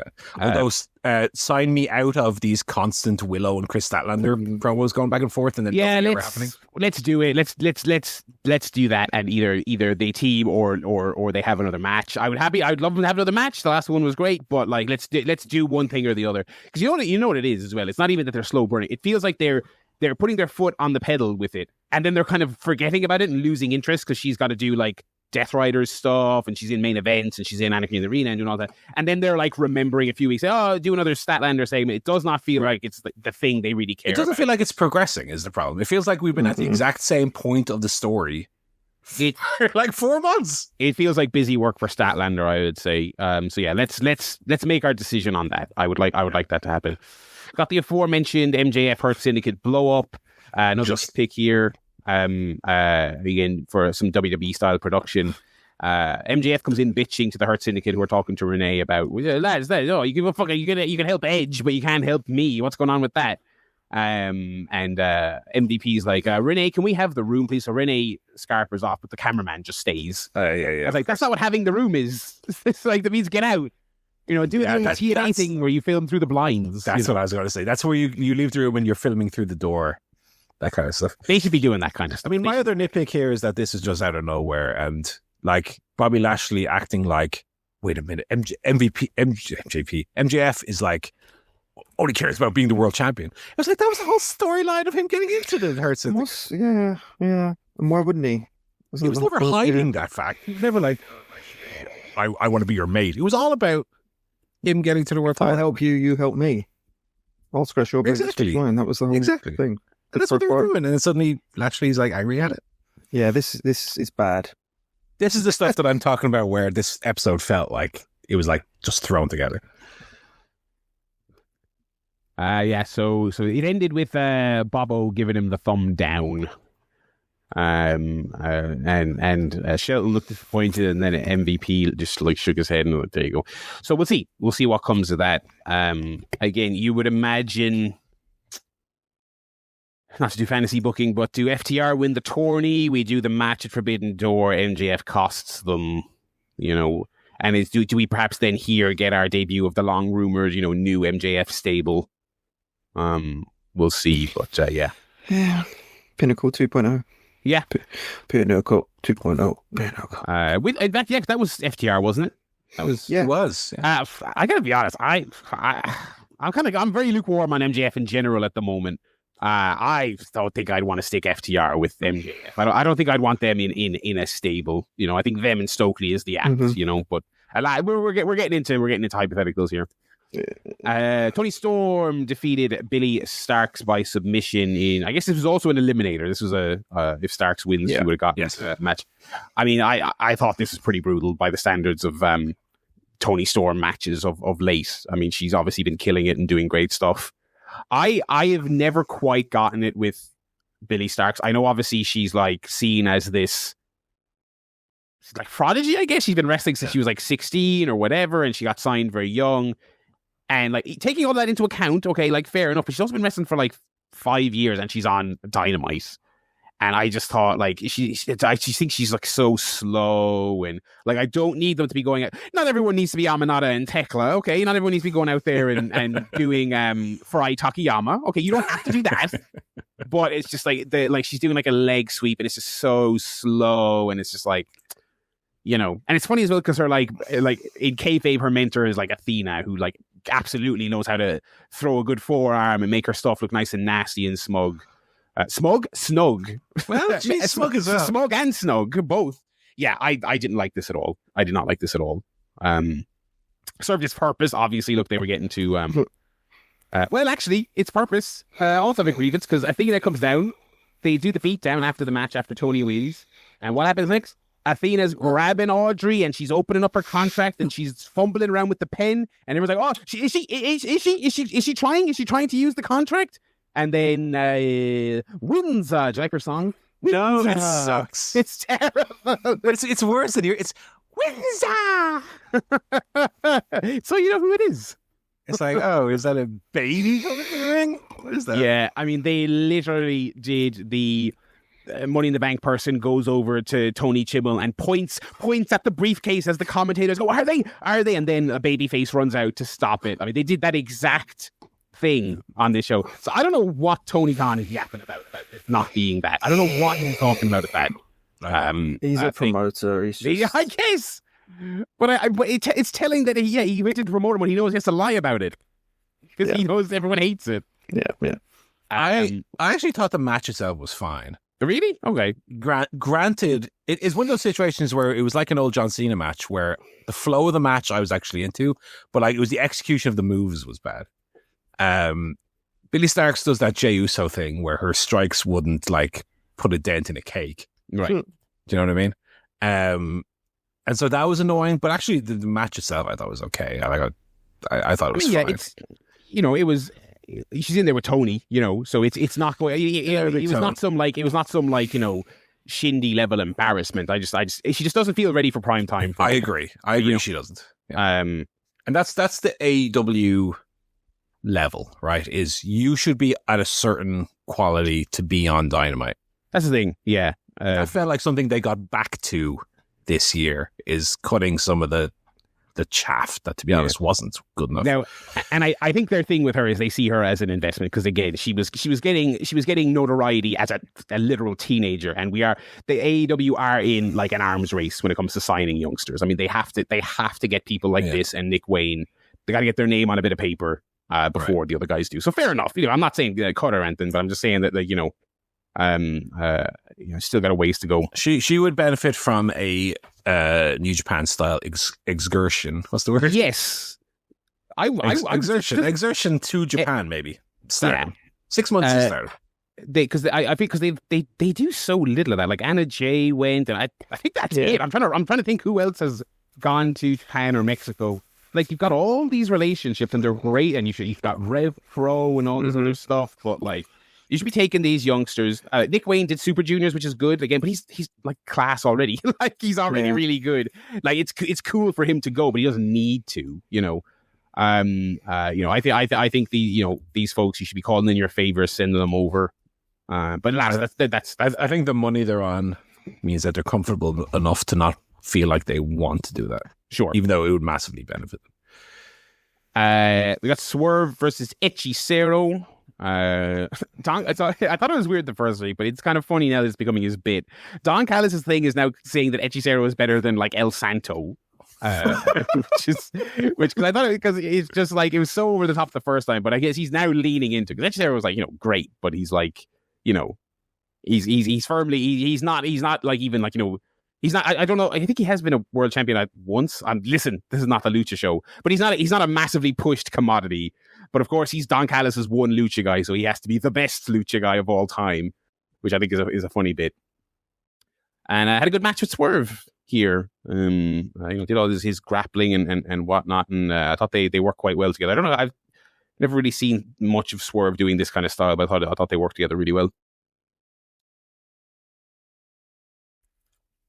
Yeah. The finish, speaking of bad booking. But yeah.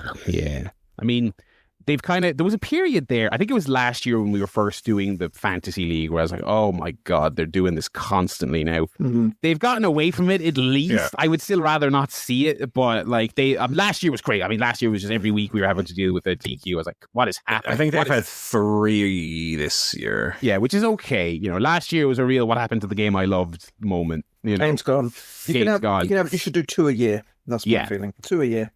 Now, I will say this one was kind of funny because it's kind of like you couldn't have or just beat Hechicero.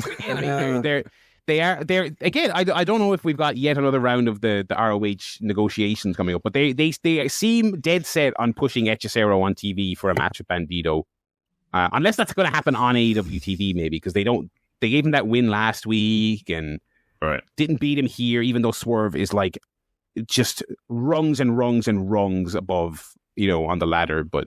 There you go. Right. After the show, the heels all come in and they're beating the shit out of Swerve. Okada runs out. Brody King and Bandito came out to make the save, and it ended in a big schmoz with Okada slinking away before Swerve could get him with the chair. Swerve's trying to Pillmanize his neck. Did he not just see what the baddies did to his friend Ospreay? Yeah, but he's like an edgy man. He's like dangerous. That's kind of Swerve's. I'm crazy. I will do what my enemies do. Yeah, stoop to their level. Ricochet and GOA. Goa. That's what he's calling the Gates of Agony now. They kind of dress like Ricochet a little bit, which is kind of funny because they're like giant. And yeah, he just kind of. This seems like this is his thing. I don't know if he's going to keep scouting people or they're going to drop that. No, I think that's. I think these are his boys, which I think is good. I think it's a good fit. They're good lads. I've always enjoyed. I think we said this last week when they would get like 2 weeks of a push before a title match and then back into the ether with them. I've always enjoyed that. So I think that's a good fit for them. So there you go. We had MJF came out, kind of shit talked Bob a little bit and the Cowboy. Akin said he wasn't going to execute the contract, so there you go. Out comes Briscoe, not letting go this Casino Gauntlet thing. Where he had the match won before MJF came in. Called him an opportunistic bastard, which was good. He's the best. He's the best. Mark wanted a match next week here in Chicago. MJF said no. Talked about how went back to the Jay stuff. Talked about how everyone respected Jay and they don't respect Mark. So there you go. So they had a big brawl and MJF darted away, and I don't think we got confirmation of the match, so I don't know if that's going to happen, but they are certainly going to have another match at some point. So there you go.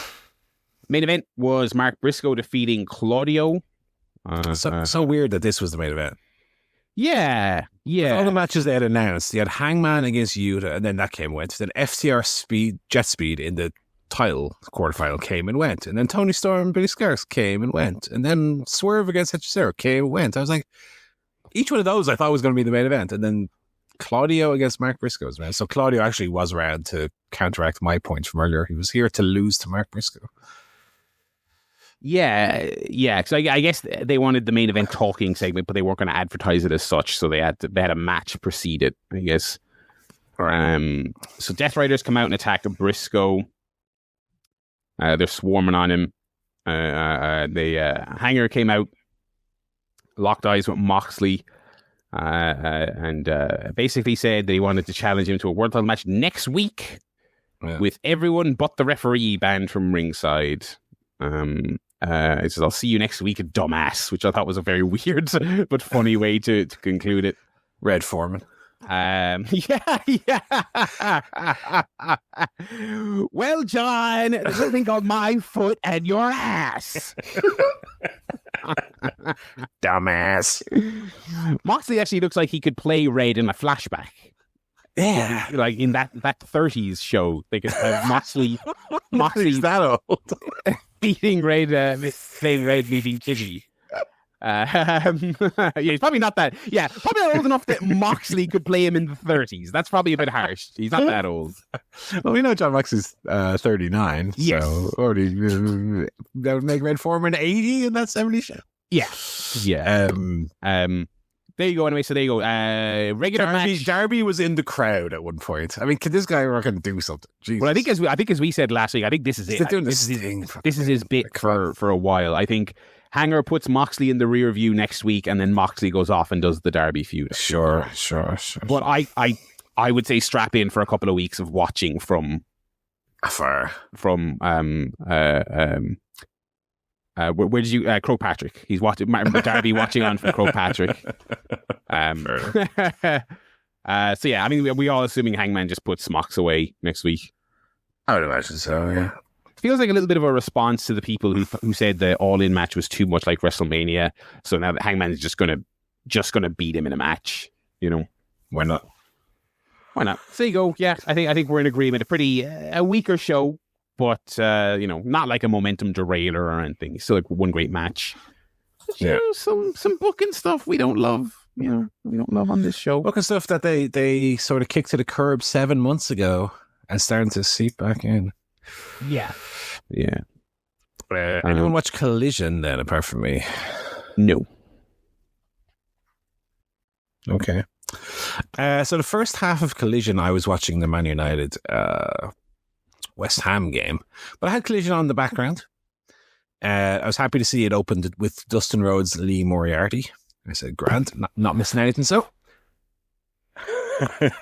Dustin did beat Lee Moriarty. I didn't really think Lee Moriarty had much of a chance here, to be honest. That's a bit of a rampage match. It's a bit of a AW Dark Elevation match. Did they do anything with Fletcher on the show, calling him out? Allison Fletcher came out after the match, and they are doing Dustin Rhodes against Fletcher next Thursday on Collision. So they're doing a Thursday Collision next week. Live Thursday Collision, and it will be a Chicago street fight. I thought Rhodes was going to challenge him to a bull rope match, but it is that'd be cool. Street fight. I imagine Fletcher's just going to beat him. Yeah, I wouldn't drag this out. It was a nice moment. I think it was the right call on the night, but yeah, we wouldn't drag it out, would you? That'll be on next week's Collision. The Gun Club cut a promo. Well, actually, it was Juice Robinson and Austin Gunn. They are going forward as a tag team, as the Bang Bang Gang, given Colton got injured on last week's show, which was confirmed. So they are just cursed. The Bang Bang Gang, just constant injuries, poor lads. Yeah. But Juice and Austin are going in the tournament against Big Bill and Brian Keith. We got the Shivani Hogan tribute, as we talked about. Very nice. Tony Storm promo, which is very funny. Big Bill, Brian Keith, Gun Club, or Bang Bang Gang. Bang Bang Gang did get the victory here. So we'll be them against FTR in a rematch of that banger they had on Collision couple years ago, albeit that was Juice and Jay White. Here it's Juice and Austin Gunn against FTR, so that'll be in the upcoming weeks. That should be a lot of fun. They aired a hype video for Young Bucks against the Outrunners, which will be on Dynamite this week. If that comes anywhere close to the Outrunners FTR match of a few weeks ago, that will be an absolute banger, so I'm very much looking forward to that one. Funny Shane Taylor, Don Callis backstage, because there was members of Shane Taylor Promotions and Don Callis family teaming up in yet another money match, $400,000 8-man. Company's gonna go broke. Yeah. God, I have enough of these. This is like this year's Battle Royal / tournament. Like, I think it's a super fun idea. But yeah, every show, like what have you given away? Like 6 million quid in the space of a month? Also, I get there's more people in the match, but why does an 8-man tag get $400,000? These amounts are so arbitrary. Also, Hogan only got 100k. Tony, seriously, have a word with yourself. Brother, pay attention to the fantasy league and how we dole the points out. Yes. Doesn't really make a lot of sense. Max Caster Open Challenge, Anthony Bones again. Which they've already done once. Which I already did. I was figuring here, okay, this will be something like Bowens can't beat him in the 5 minutes. Or Bowens slips on a banana and Caster rolls him up and wins. But Bowens just beat him in 2 minutes. Okay, what was the point of this? I did see the clip of that he's beaten him down, and then Billy Gunn tosses Bowens across the room like he's a toy. So geeked him. So fucking geeked him. I mean, it's not quite Taker chokeslamming the TNA champion for a laugh in his pajamas. But like it was not. But I mean, God, they are doing. The Bowens gimmick sucked. The gimmick is just I'm a nice white meat babyface guy. It's bad, right? But they're doing the guy no favors with this Billy Gunn stuff. I mean, it's so dead on arrival. So dead on arrival. On the Undertaker thing, there was a thread on the regular update from the TNA subreddit. Oh yes, great. And someone posted, "Wow, the TNA champion is going to be in the ring with the Undertaker next week. Look how far we've come." And in all sincerity, they weren't like, they genuinely were like, "Can you believe the TNA champion is going to go face to face with the Undertaker?" How far we come, brother? I assure you, there is nothing more TNA than this level of disrespect. They've moved on from having like full timers beat up the TNA champion. Like right now, it's some old lads who's never home. I mean, I thought the fucker was retired. Fucking go home, my God. David Brent coming into the office on the Christmas special. My God, you see him more often than when he worked here. With his dog. Oh, I suppose his Kane band as well. He is barred. Because the regime don't like it. Because the Helmsley regime don't like it. Oh God. Ridiculous. Yeah, not to do the whataboutism that we always do, but like fucking Steve Austin in a red hot 1999. Wait a second, here comes Pedro Morales. Fuck out of him. So yeah, Bowens won. We had a uncaged promo. They had a match here against AR Fox, and AR Fox said he was going to get a partner and take out the Kip Sabian and Nick Wayne. Who was his partner of all the people AEW could get? Let me think. You fucking get some real good wrestlers. Oh yeah. Angelico. Okay. Oh really? Oh wow. Yeah, the old Lucha Underground connection. Don Callis family and the infantry were beaten by the Outrunners and the Conglomeration, Tomohiro Ishii and Hologram. So they got the money. Tom Ishii with a stone cold 100k nice to spend on weight belts or whatever he's into. Triangle of Madness, which is the Julia Hart, Sky Blue and Tekla group. All right, it's not bad. I don't hate the name. Triangle of Madness. I was like, ooh, they are pretty spooky, actually, these ladies. And I was like, yeah, I was into that. Little bit. Versus Rachel Ellering. She was back. I haven't seen her. She's been on names. Oh, wow. Maserati and Laney Luck. So, of course, Triangle of Madness won handily. And maybe they'll skip the tag titles and just have women's trios titles. Women's trios. Just go straight to don't bother tag trios. Yeah. What was their name? Maserati was a wrestler? Maserati, yeah. That's pretty cool. I want a Maserati. Queen Aminata came down then to chase the Triangle of Madness off. And then Megan Bain came down, hit her with a big old power bomb. Boom! I did see this segment as well. I guess I watched a couple of clips. Aminata with the evil eye. She's got the I got misted eye. She got the Malachi Black eye. Yeah, nice. So interesting. Nice. So are we going to get a dangerous alliance here between the 2-woman power trip also featuring Julia Hart and Sky Blue? I don't know. Maybe Megan not. Bain power bombed her into oblivion.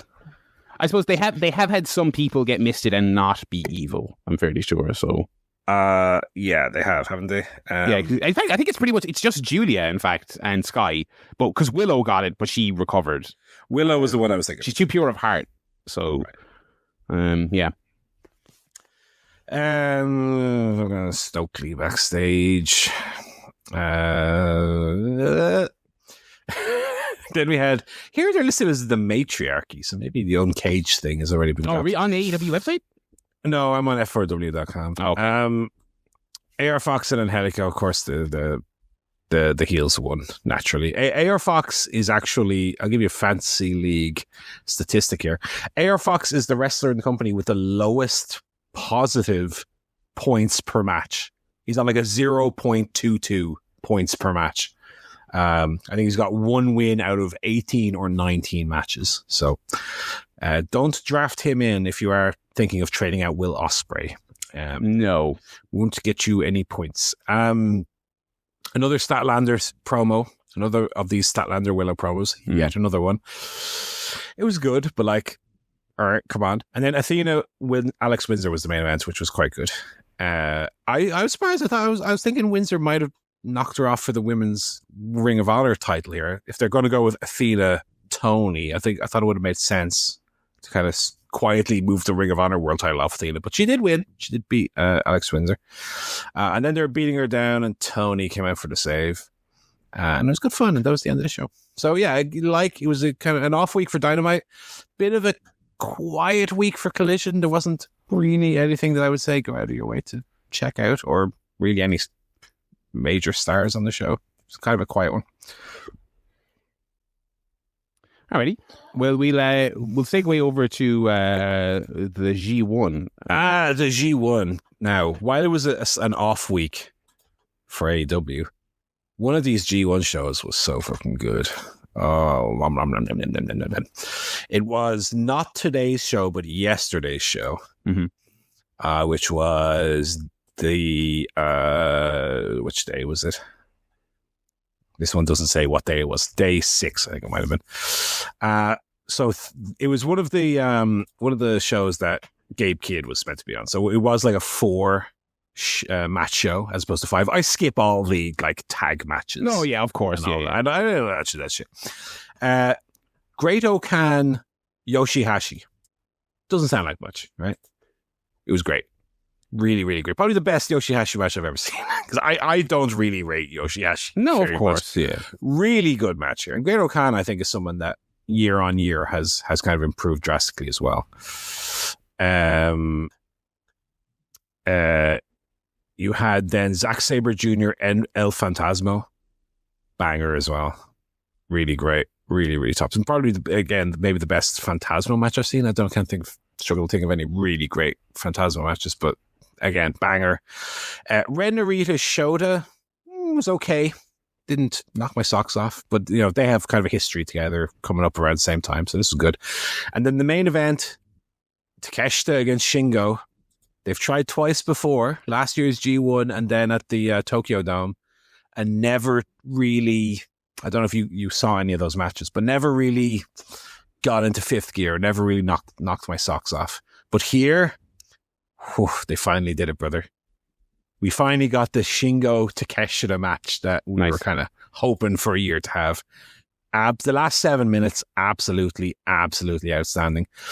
But not my match of the week. You might be very surprised to hear. You might recall if you watched any of Wrestle Kingdom this year, our main event, a kind of weird surprise main event of Zack Sabre Jr. and Shota Umino. Kind of maybe not a dud, but didn't really deliver what you'd expect from a Wrestle Kingdom main event. They ran it back here in the main event of night 4. Shota Umino against Zack Sabre Jr. What an absolute banger this one. Really? My God. Yeah. Favorite match of the week. I did one of those ones that maybe I enjoyed it because I kind of went in with lower expectations and it just like totally had me enwrapped. I thought it was great. I mean, this was a good week. This was a good G1 week. So I will say from this week, in terms of going out of your way, if you're interested in checking out any of these matches, I would say Shota Umino's Zack Sabre Jr. from night 4. And I would say from night 6, I want to say it is. I won't say, well, Okan Yoshihashi was good, but I wouldn't say go out of your way. Zack Sabre Jr., Fantasmo, and Takeshita Shingo. There's my 3 matches, 3 recommendations for this one. Okay. So yeah, it's been a good G1 week. And I will say, as bad as it is that Gabe Kidd is out, it does make, from the point of view of watching all of these shows, it does make it slightly easier. That's like every second show is only 4 matches. So it makes it a bit easier to get through on this one. So that's your G1 update. That's the G1 update. We will maintain the wrestling connection as we segue over to our other reviews of the week. We'll start with Movie Guff. Paul, Happy Gilmore 2, starring Maxwell Jacob Friedman. It does sound like Jacob Friedman. How is it? It's a tricky one to answer. How is it? Because it is it's not a very good movie. You're joking. And yet I kind of had really enjoyed it. It's a film that is constantly trying to be very bad. How about that? Okay. And it's one of those ones where maybe half of the time I was laughing at the movie rather than with it. But I did spend a decent chunk of this movie laughing. Whereas other, even more recent Adam Sandler or Happy Madison productions, I've just spent stone-faced going, oh my God, what a pile of shit this movie is. This one actually had me laughing throughout. So I would say it passed the 6 laugh test.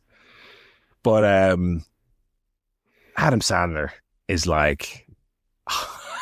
we talk about the worst actors currently working. The most annoying thing with Adam Sandler is, from movies like Uncut Gems and the Punch Drunk Love, is when he tries, he can actually be quite good. Yeah. But he does not give a fuck. Even when you look back at, the early successes of, the original Happy Gilmore, Billy Madison, Waterboy, Big Daddy, those kind of movies where he kind of made his name. Adam Sandler, he's talking really loud and now every single scene he's in, he's just woken up. He's come out of the trailer. What do you want me to do? Oh, yeah, I'm Sandler and I'm delivering all my lines like this. What? You're saying what? Oh. And he's just sleepwalking his way through. He's the worst thing about the movie by a million miles. He is so bad. Mm-hmm. It's annoying because, like I said, if he would just try, you could, the movie would be far improved. But you can tell he is doing the bare minimum just to get this out and get his money and get back to his villa. Of course, you have the whole family. His daughters are in it. His wife is in it. I was looking up the cast earlier, and the name Sandler's in there 6 times. Yeah. And to be fair, they're all mostly fine. They are better actors than he is. MJF is actually pretty good at it as well, I would say. He's got a good natural kind of comedic performance in it. The film itself, so first of all, there's about 900 cameos. Right. A lot from the first movie. And every time there's a cameo from the first movie, they have to show you the footage from the first movie so you understand who the person is. My least favorite trope. They do the most pointless. You know, with Jurassic Park, where they brought B.D. Wong's character back over time and time again. I've only seen the first one. There's one very, very small scientist character from the first Jurassic Park movie who's been in 4 of them. He's the one person they keep bringing back. They do that with this movie, but with even less important characters. So there's one character from the first movie who was a lawyer. I have no memory of it. But he's in this, and they show the clip of him in the first movie. It's what? Why? I was saying there's about 10 minutes of footage in this movie that is just clips from the first movie, so you understand the cameo we're doing.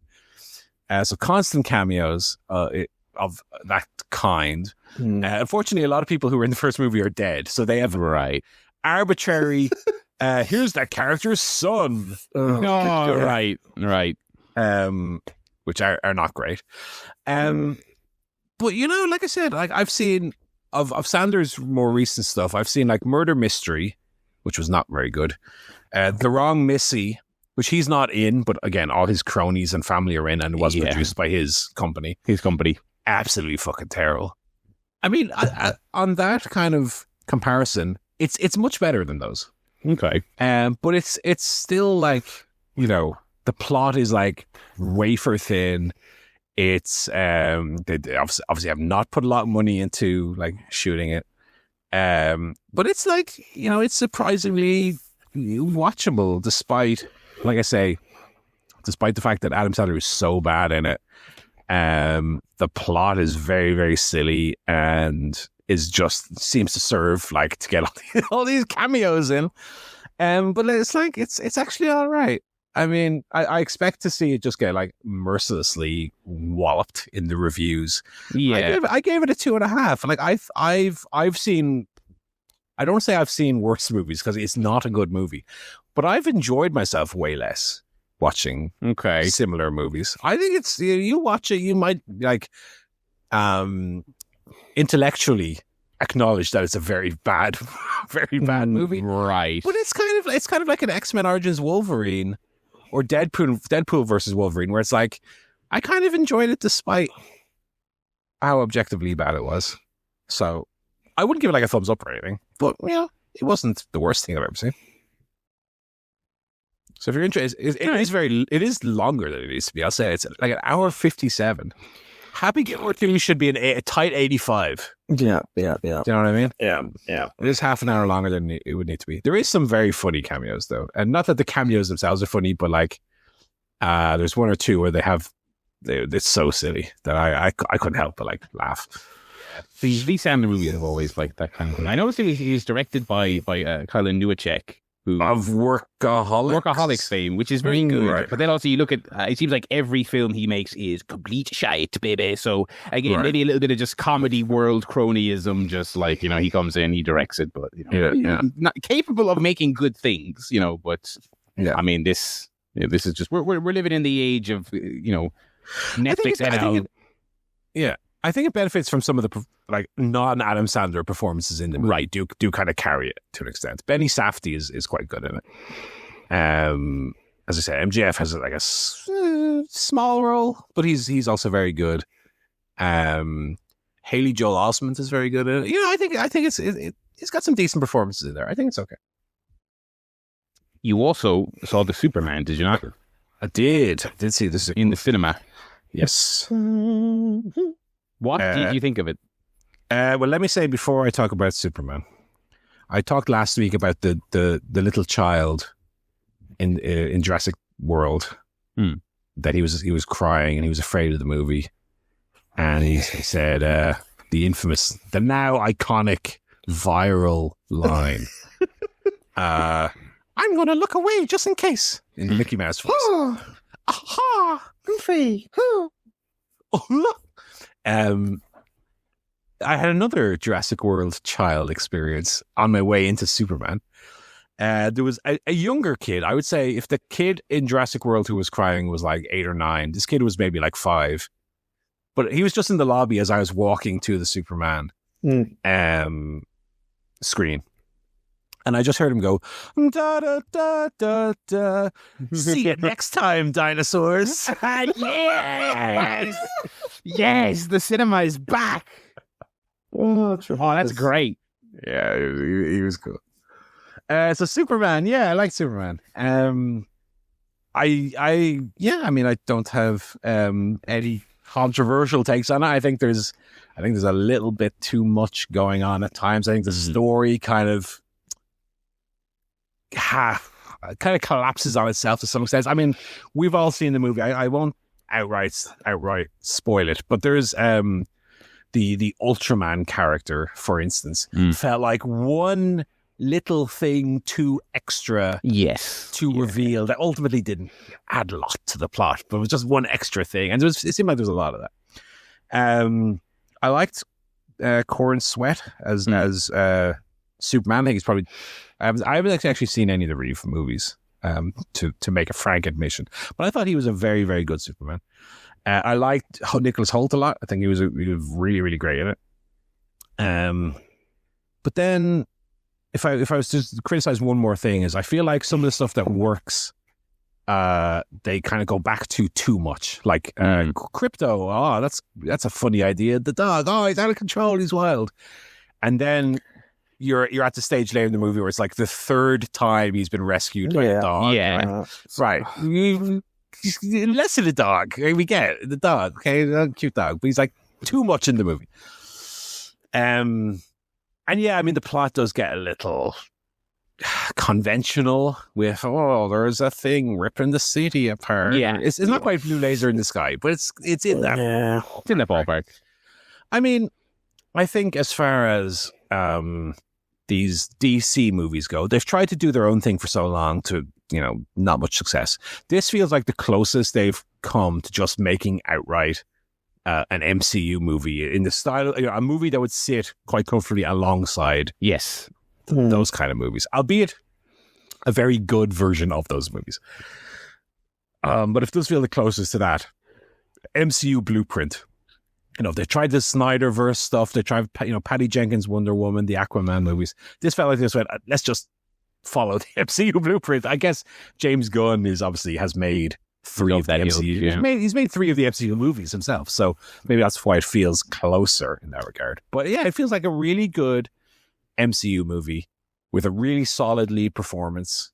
Some of the other characters felt a little underdeveloped to me as well. Maybe there's a really great scene with the parents, but then generally I felt like I would have liked to have spent a little more time with the parents. And that's why, because the movie takes place like 2 or 3 years in, we don't need to do that. But then the movie kind of suffers by not doing it.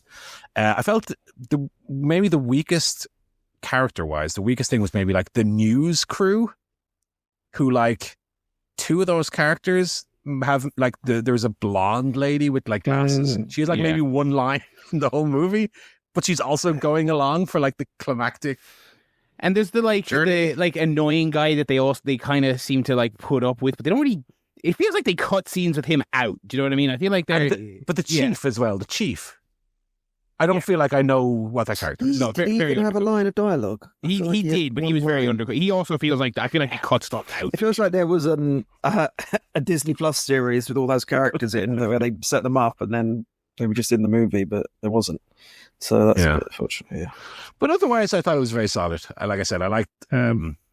I like Sweat and Brosnan. I liked I thought they had good chemistry. Yeah. I liked the effects. I liked the kind of close up of Superman's like fisheye almost effect on Superman's face when he'd be flying with the wind all blown. Cool. And I thought the sound design was very good and very crunchy and overall. And the score, of course. I mean, which is spectacular. Kind of really made me appreciate. I was like, God, you missed like blockbusters used to have John Williams in the booth, lads. You used to have John Williams in the booth. You need to have kids going da da da da da. See it, next time, Superman. Yeah. Exactly. But yeah, I think that score is wonderful. I think for all its bloatedness and I think its problems, I think the key moments. I think it just nails so thoroughly.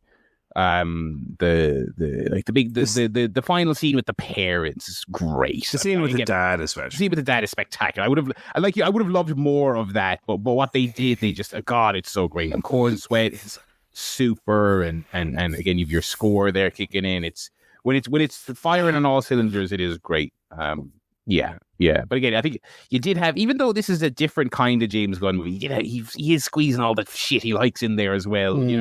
I think that's probably why it's so bloated, because he had to get all this different stuff had to be in there. Yeah. I liked Nathan Fillion, and I liked the Mr. Terrific characters. I wasn't so hot on the Hawkeye.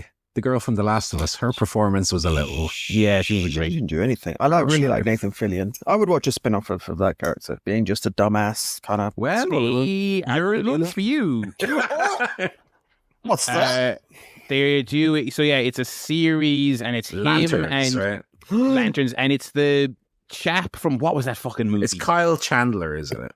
Yeah, who's the other guy? What was that fucking movie from earlier this year or late last year? Aaron Pierre from Rebel Ridge is, I believe, also going to be in it. Very cool.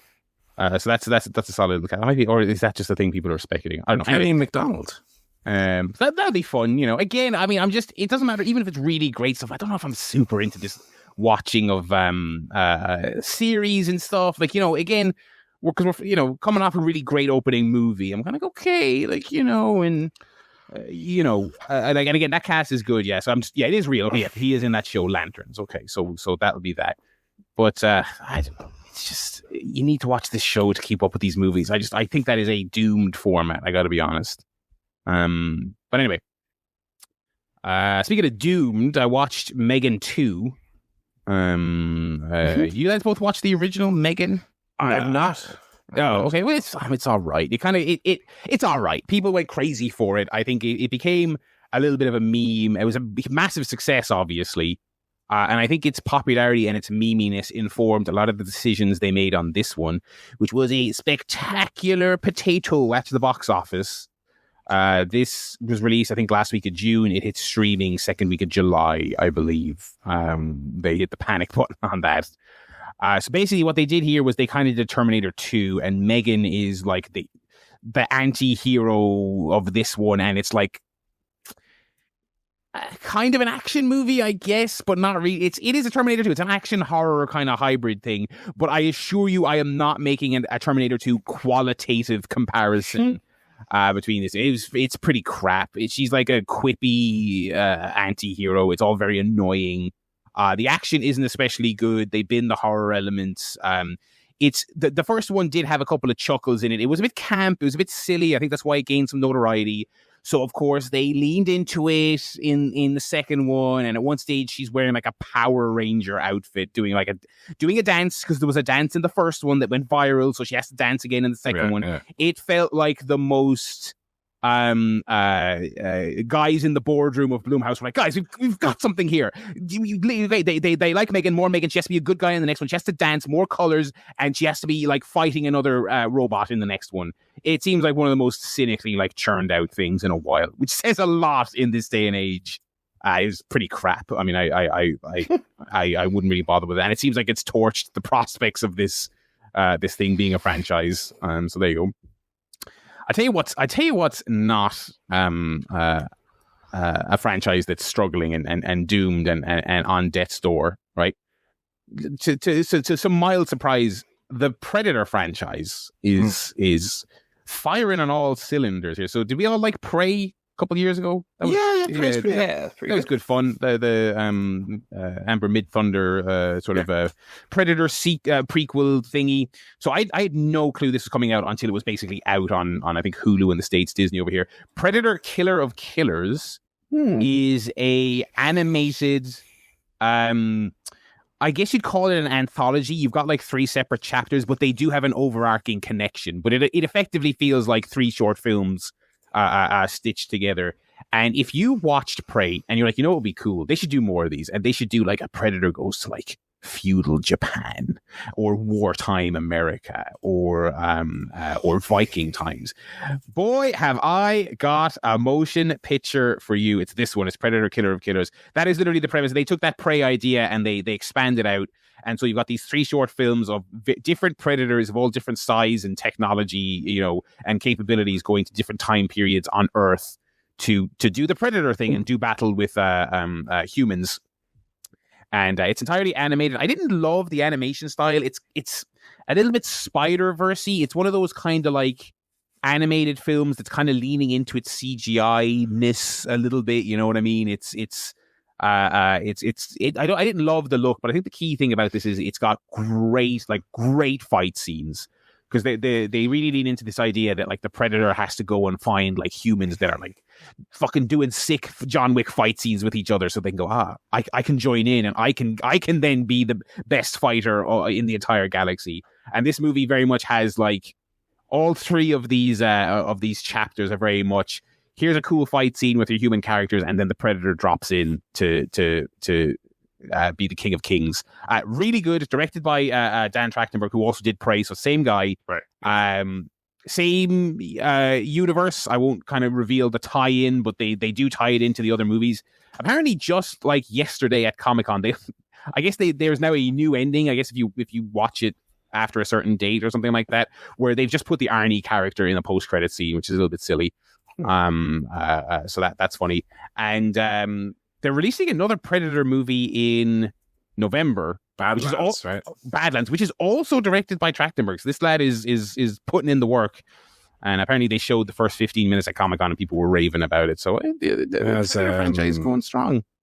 It has Fanning in it. Elsa. Yes, yeah. And I watched the trailer because I was not aware that was coming out this year. It looks pretty good. It's like, so Badlands seems like it's from the perspective of the Predator. It seems like Fanning plays like a Utani like robot that's like half dead, and it lands on this planet where a predator is, doing the predator thing. And she's like, "Oh, you fucked up. This is like the worst place ever to try and do that." And they go on an adventure together. It looks cool. So yeah, I give this 2 thumbs up. I would definitely recommend it to you boys if you like the predator thing, right? Of predator versus a cool guy. I think you'll get a kick out of this. And that's it. That's what I watched this week. No movies for you, Joe?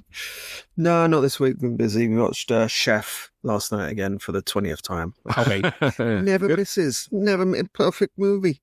It's fun. That's a John Favreau one. Ba-ba-da-ba-da-ba. Ooh, I'm a chef, but I'm also banging in Scarlett Johansson. It sounds like a nice version of The Bear. Yeah. I said that last night. I said this is basically like if Chef is Goodfellas, then The Bear is The Sopranos. That's basically my comparison. Yeah, because it has Oliver Platt in it as well. Oh, there you go. Paul, did you watch the new South Park? I did. Now, I haven't kept super up to date with South Park, but obviously everyone was buzzing about that. What are those lads up to now? What are these cheeky boys up to? And I saw the clip, right? I saw the clip of so that if you've somehow missed this, they're doing like Trump as like the Saddam Hussein character from 25 years ago. I saw that clip and I was like, no, that doesn't really do very much for me. I mean, it's that doesn't do. But I was like, okay, everyone was buzzing about it, so I said I'll watch the episode, and I actually thought the full episode was actually quite funny. Yeah. And was a winner there. Look, they're still hit and miss.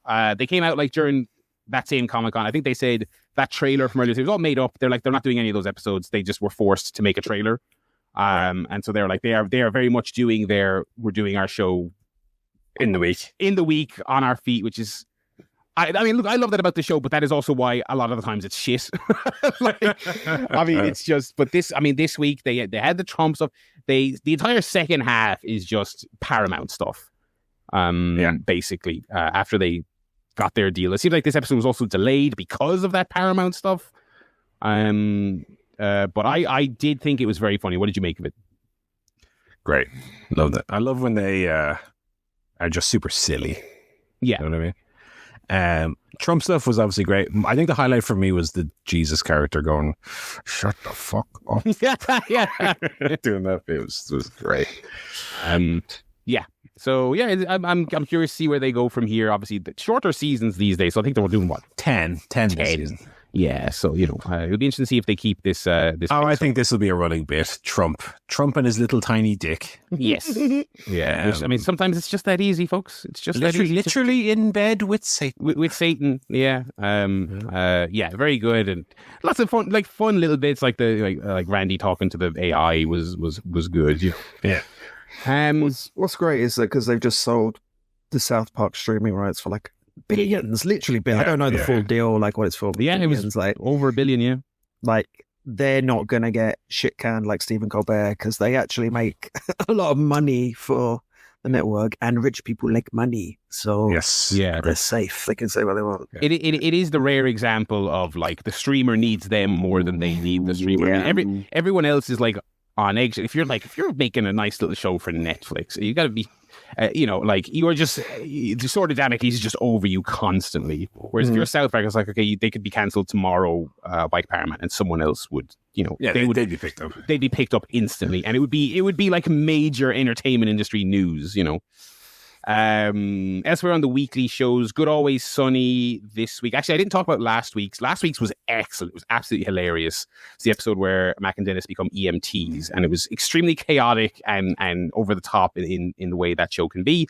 This week's show is sometimes like some of the rougher episodes of South Park. Sometimes Always Sunny will do things where you're like, all right, you're leaning on a current current moment topic, and you're leaning on it a bit hard. This week's Sunny was very messy. They had a cyber truck in it. They had a power slap story thread in it. They had what else was that? They had baby oil, which felt like the most belabored reference. I mean, that just felt so. That's the current meme thing. While we're writing the show, we have to get that in. It was also kind of a Succession parody, kind of. So they were doing a million things in this episode. I was like, oh, this is a bit messy and all over the place. But they stuck the landing. Second half was good. So that season is still very solid so far. Rick and Morty also good this week. That season, which is over next tonight. Actually, this is the last episode. So I think a very short season for Rick and Morty. I forgot to mention, because I think I was away the week it aired, the Rick and Morty episode with James Gunn and Zack Snyder was terrible. They were voicing themselves. They obviously thought it would be a big buzzworthy thing. They put the clip out of that scene. James Gunn is in the whole episode. He's like a central character in that episode. It's also an episode where there's there's an AI script writing thing, right? Like a ChatGPT writing movie script. Those two ideas, you kind of hear them and think, oh, that sounds like something that would be a fun Rick and Morty. It was not. It was, okay. and I'll say this, generally speaking, Rick and Morty can be fairly biting when they want to be, but it was no South Park. It was very, Gunn was making fun of himself, but it was very kid gloves. Kid gloves. It was not ripping the piss out of DC's Golden Child. It was not doing that at all. It was a little, we're having fun with James here in the studio, and we're talking about the Snyderverse, but we're also not going too heavy on Snyder either. We're being nice to him, It was a very weak episode, very, very weak. I felt a bit like a waste of time. It's kind of funny to me. I was watching it and I was thinking, the Simpsons producers were so caught up and morally divided and fell out over A Star Is Burns, which is one of the best shows of any television show ever. But their moral convictions about doing a crossover, they were so indignant about it. It was like the biggest controversy internally that they've ever had. And then he was like, this rubbish. The Rick and Morty people just churn out with some of their bosses involved. Although not directly, but yeah. But the season overall has been good. I would not say it's, if you're like, oh, I fell off Rick and Morty, I would not say you must get back to it. But it's good. I don't regret watching it this season. I wrapped up, like I said, a couple of the things I've been watching. I've been kind of going back onto my half-watched list of shows. Wrapped up Friendly Neighborhood Spider-Man. That's a Disney Plus show. Completely skippable, fine, watchable, but when I heard Coleman Domingo as Norman Osborn, I got very excited. It didn't live up to the hype. It's not that great. Common Side Effects, which Paul bigged up earlier in the year. That's a great show. Wrap that up. Yes. Great cliffhanger. Satisfying season, but also very excited for what they'll do next. Great show. Yeah. Very good. Underrated little gem. Yeah. Emmy nominated as well, though, so maybe it'll pick up a bit of attention with that. Got the attention Scavenger's Reign never got. Which seems like, that seems like that's a real buried in the just in so much stuff coming out. But yeah, very much enjoyed that. I mean, really just tight, punchy 22-minute episodes. Everything ends in if not a cliffhanger, then a really interesting point that makes you want to watch more. Yeah. Yes, thumbs up on that one. And ahead of the new season, I did finish Twisted Metal, which is, I think that's going to be a little bit of a guilty pleasure show. I mean, it's crap, basically. I mean, it's not very good. I mean, Anthony Mackie, to me, is just not a leading man. He's very ho-hum. No chemistry at all with Stephanie Beatrice from Brooklyn Nine-Nine. I mean, they're kind of a will they, won't they at the center of it. It's primarily a comedy show, if anyone hasn't watched it, but it is, I know this is an overused term, it is the marvelous Marvel humor that you have ever. Imagine that stuff is annoying in the movies that you're watching where it's like, okay, well, I'm also here to just watch the CGI fights. I don't really care about the jokes. This is like a comedy. This is like a sitcom where that type of humor is the joke. Like there's a scene where the two main characters are bickering and she's calling him a butt nugget and a bunch of other stupid compound swears like that. Keep in mind, this is like an R-rated show where people are getting their heads blown off and they say swear a lot, but she's calling him stupid things like that. And there's a person waiting on their table and she's trying to take their order and they're having this stupid fight and the character just the waiter gives up and walks away and says, good talk. And I'm like, it's that humor constantly. And so yeah, I kind of, it's kind of close enough because obviously it's based on a PlayStation 1 game. So these are all paper thin character archetypes anyway.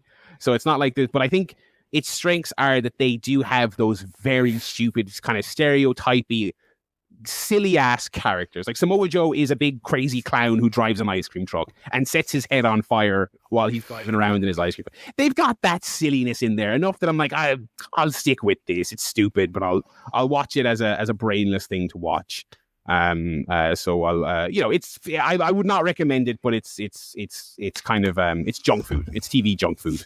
Right. And then other end of the scale, Andor is completely not junk food. It is brilliant television. I have one episode left.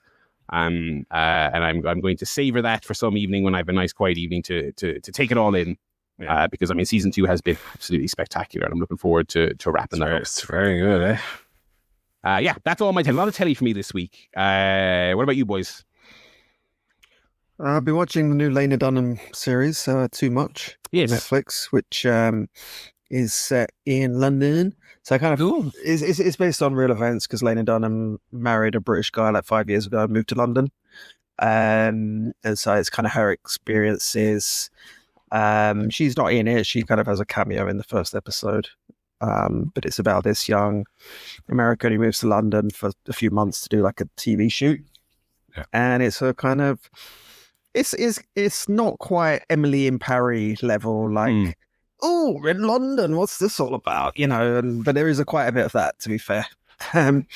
It's a lot of like learning what Jaffa cakes are and, the John Lewis Christmas ad, things like these kind of references. The ChairShot Podcast, yeah. ChairShot Podcast, yeah. So, Megan Stalter, who's best known for Hacks, the HBO show, and Will Sharp, who's a British actor who was in A Real Pain. He was the tour guide in A Real Pain. Oh, yeah. So he plays this kind of hipster fuckboy that she meets on the first day, and they kind of have this relationship. So really like 3 episodes in, but I actually quite like this. It's quite funny.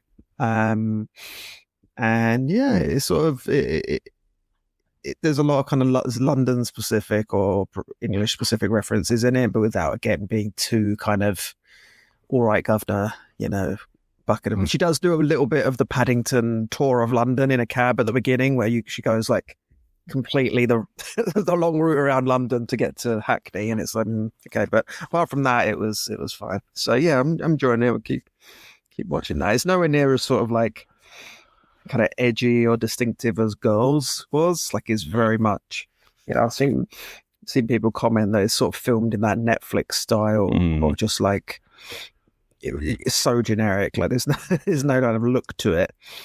And it is slightly more kind of accessible than Girls was, like more likable characters and a bit more broadly funny.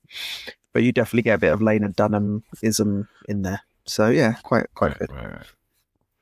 So that's a Netflix thing. Is it all out now? Yeah, a weekly thing. Yeah, it's all out on Netflix. Oh, alrighty. And no other telly for you, Paul, other than South Park? Just South Park. Okay. Yeah.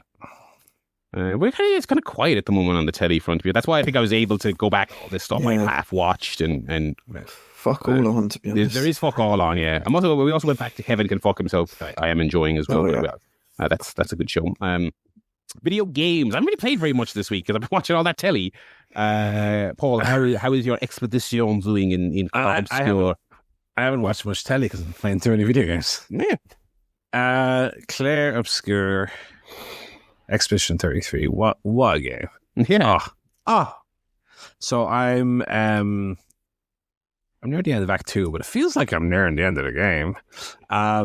So again, I don't want to spoil it. I think people haven't had a chance to experience this wonderful game. But there's a part in the game where you are directed towards 2 separate entities who have items that you have to recover in order to then go on to a place in the middle between them. Yeah. So I have done all that. I am in the place in the middle between them. Okay. And you go through you kind of revisit in a way previous areas you've been. So that's what I'm doing currently. Okay. I know what you're referring to, yeah. Yes. Yeah. So I don't know. It the way that the area that I'm in is set up does feel like would be towards the end of a game. So I feel like I'm maybe in the latter moments. I mean, what happened was I played Act 1 per last time we spoke. Then I was playing Tony Hawk's Pro Skater 3 and 4. And then that game was so easy to pick up and play that, Expedition 33 sat a little to the wayside, a little bit unloved. And then when I picked it up again, I was thinking, is this something that I've kind of been away from it too long now that it kind of won't grab me the same way again, or I'll kind of forgotten how to play or kind of forgot what's going on. So I picked it up and the initial battles were kind of I don't remember what my strategies were and how stuff kind of worked, but very quickly back into it. And then this would have been, so I was away on the mountain Tuesday and Wednesday, Superman on Thursday. So I guess this would have been Friday I started playing Expedition 33 again. It's like blitzed through most of Act 2 in like one sitting. Because I was, you know what I have with this, when you get your fingernails into a really great game, you have that thing of when you're not playing it, you're like thinking about playing it. Yeah. So I have with this game where I'll play it for a little bit and then I will say, that's enough for now. I'll reach one of the flags, one of the checkpoints. I'll say, that's enough for now. And I'll turn it off and I'll stand up to the other side of the room, or I'll stand up and walk to the other side of the room and maybe do something. And then like 2 minutes later, I'll walk back, sit down, turn the Xbox back on and continue playing it. So it's very much actually I'll play a little. So yeah, I mean, where I am in the game, like I said, my characters are all in the level 55 range. Okay, so well, yeah. I have spent a little bit of time. One thing that I like about the game is the kind of leveling up never feels especially grindy. There are areas where you find the flag, where next to the flag is a bunch of enemies that you basically kill without taking any damage. Yeah. And so you can level up very quickly. So like there was one bit in the Siren level. We know you have those like floating dancing enemies. Mm-hmm. There's a room full of them. And I was like, okay, what I can do is I can just do a loop of like 3 battles where I can kill them all within like 45 seconds each. And I'll do those 3 battles, back to the flag, level up my people, rest, do those 3 battles again, back to the flag. And I just do that in sequence for about 20 minutes. And I will have leveled up my team by like 3 or 4 levels. And then I continue on. Because I do like the security of not feeling underpowered, And I feel like it's a game that even as you get, far into it, it's never stingy with the XP.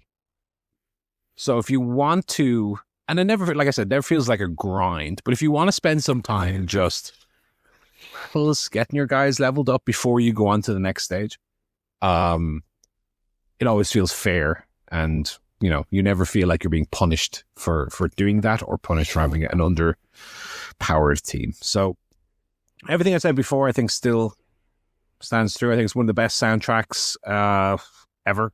One of the best OSTs. I mean, Jesus, what every new area, the music, like that Siren level especially, I was just like, just let this level go on for another like 18 hours so I can just keep having this music playing in the background while I'm playing. I mean, it's wonderful. The story is wonderful. The characters are wonderful. The gameplay loop is super satisfying. The battles are super satisfying. Each character's separate little gimmick. The 3 that I play with are still the main guy and the 2 girls. I don't really use CL or the hairy dude. I don't really use them. I still, because I've, it's a game where you've kind of, once you've figured out a strategy, it's not a game that really encourages you to experiment. Especially because when you, for example, use your resources to level up your weapons, for example, you can't get those back. So you're pretty locked into whatever weapon you're using. That kind of informs to extent the rest of your strategy. So I have a strategy that works quite well. And so those are the 3 characters that I use. So yeah, so I haven't played any today because I've been doing stuff, but I would say I'm off work this coming week still. So I'll probably have it be certainly in the next week, I would think. You're certainly close. There's a point towards the end of the game, without saying too much, that opens up and kind of says, hey, do you want to go back into the world? And not only back, but there's some new areas in the open world you can go to. Yeah, I don't know how much of that I'll do if it's not. I dipped my toe in it, and a lot of it I didn't play all of it, but a lot of the stuff I sampled before just going to the finale of the game kind of seemed like super hardcore, difficult stuff for the freaks. I don't care. I don't really care. I don't care to do any of that. I did some of it over the course of the story, and I found it challenging and fun. Some of the stuff in that fight, in that end game, I was like, and it's absolutely. You can also you don't like, oh, do I need to do some of this as a level up? No, you can. The leveling you've done over the course of the story will be more than enough to just go and do the end game. Yeah. But yeah, I think it's great that they have that stuff, because it seems like people do love, some people do doing that stuff. I was like, yeah, I'm good. I'm just gonna. I also just wanted to see how the story ended. I was like, I want to see what this conclusion is. But yeah, I'm glad you're on the same wavelength as me on it. Any more on Tony Hawk? Yeah, I mean, I've finished the quest, I guess. Quest, not really much of a quest. You're jumping around on a bit of wood with wheels on it. The main career, or whatever it is. So each level has its 10 objectives and its various collectibles. I did all of those for every level in both games. And then when you finish the game, it then gives you pro goals, which are tougher objectives to do. Too late, brother. I'm already done with your game. If you had given me those earlier, when I was still playing those levels, then maybe I would have done them. When it's like, okay, the first level of Tony Hawk's 3 is like the, I forget what it's called. Fuck, it's the level with the fire factory. What's the Foundry? Foundry. So like Foundry, for example, you start playing that level, you do all the goals, and then you move on to level 2, and then you move on to level 3, and then 11 hours later, they're like, do you want to go back to Foundry? A level that you've already... your muscle memory's probably slightly gone for, you don't really remember the layout of, and do those extra objectives. I'm like, no, I already did that level 20 hours ago. I don't need to play it again. Less so for Foundry, because that level's so iconic, but some of the like middle levels, I don't remember, where stuff is. Like I'm like, either give them to me when I'm playing the level. So let's say you beat Foundry, then give me the extra goals for Foundry before, and I could choose whether to do them before I move on to Canada, for example. Mm-hmm. But instead, it waits until you've beaten the game fully to give you those extra objectives. Like, I'm not going to do them. So I did get all the collectibles. I did get all the objectives, and I did unlock the Jack Black character, which you do by finding all the secret pandas in the levels, which aren't tracked collectibles, but they are there. They're decently easy to get. So that was enough for me. I think I played it for 12 hours. Okay, that's a good return on investment for a Game Pass game that I didn't have to drop 60, 70 bones. I think that's the other thing as well, is if I had paid a lot of money, maybe there would be more incentive for me to go and do the extra content. Mm-hmm. But, I felt like I was ready to go back to Expedition 33. I kind of got my money's worth, but my time's worth with Tony Hawk. It's really fun. Like we talked about last week, I'm not someone who's super upset about the soundtrack changes. I think the soundtrack is pretty good. It scratched that itch. It did what it needed to do, and I played it and I really enjoyed it, and then I go to play something else. So thumbs up on Tony Hawk's, but it's not a game that I'll ever spend like 30 hours with. No. That's it. So you did a lot of music this week as well. Yeah, well, I drove 7 hours. So you had a lot of time then. To my own back. So I made my little Spotify playlist. Some favorites, but also mixed in some new records, new singles. So here, I'll run through quickly what I listened to and give you the thumbs up and thumbs downs. A new Wet Leg album is out. No, you're going to have to excuse me. I don't have the names of the albums written down. That's right. The artists will have to do you, listener. Wet Leg have a new album out. More of the Wet Leg style. So if you enjoyed their first album or their singles like Chaise Longue or Chaise Longue on the Chaise Longue. Yeah, they do that thing where they kind of...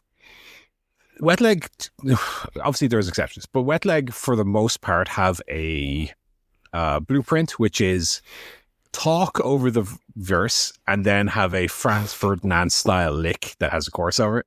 So to say, we're Wet Leg and I'm looking at you. Is it you that did that poo? Like they also the lyrics are kind of juvenile and kind of crass. And then they go do and do a Franz Ferdinand, like Take Me Out Franz Ferdinand kind of chorus. I quite like their style of kind of rough and ready indie rock. And I think this was kind of quality-wise, I think was on par with their first one. So if you like that first album, I think you'll probably get the same out of the second one. It's more wet leg. They're not trying to reinvent the wheel. Some of the other albums I listened to kind of suffer by kind of losing some of the elements that made their previous albums really good. But here, wet leg kind of stick to the plan. More wet leg, and there's some killer singles on there. I don't actually know what the singles are, but some of the songs I was listening to, I was going, yeah. This is one that will do well. So wet leg, I'll give a thumbs up. Spiritual Cramp, which is one of my favorite albums of last year. Spiritual Cramp are an American punk rock band. I actually use one of their songs for the outro music for this damn podcast. They have a new single out called At My Funeral or something. At My Funeral. It is At My Funeral. Really fucking great. I've listened to it 10 times on that trip, and it was just, it's a great little Spiritual Cramp are American, but they've got a little bit of like early Block Party to their like guitar riffs. Very, very good, very, punch the air kind of guitar riffs with a nice shouty man over them. So great little single, funny music video as well. Check out the music video. Spiritual Cramp, At My Funeral, very, very good. Alex G has a new album out. Alex G, American kind of folky singer-songwriter. Very varied in its sound. Some tracks sound like one thing, some tracks have sound like all the album is within the same ballpark, but on each different song you hear like, oh, this sounds a little bit like, I wonder if he was influenced by, this one sounds a little bit like a Paul McCartney, like a late Beatles Paul McCartney song. This one sounds like a Nirvana track off, like a quieter one off In Utero maybe. This one sounds a little bit like James Taylor. This one sounds a little bit like something like a more modern, maybe like Wednesday. This one sounds a little bit like if Billy Corgan sang a Simon Garfunkel song. So there's a lot of kind of varied sounds, even though generally speaking the album is of one genre. It's not like one song's a jazz song, then a death metal song. It's all kind of folky indie rock, but each song has that little different ingredient that makes each song distinct and sound different. So I would give it also a thumbs up. I thought, again, 5 or 6 of the tracks on there I thought were really good. So very enjoyable. We Are Scientists have a new one. I saw them live in Dublin just the other year, and I really liked their last album. I think their last album might have been my favorite album of that year. I do really like their dance pop indie rock. They're an indie rock band that was big in the indie rock craze of the mid 2000s.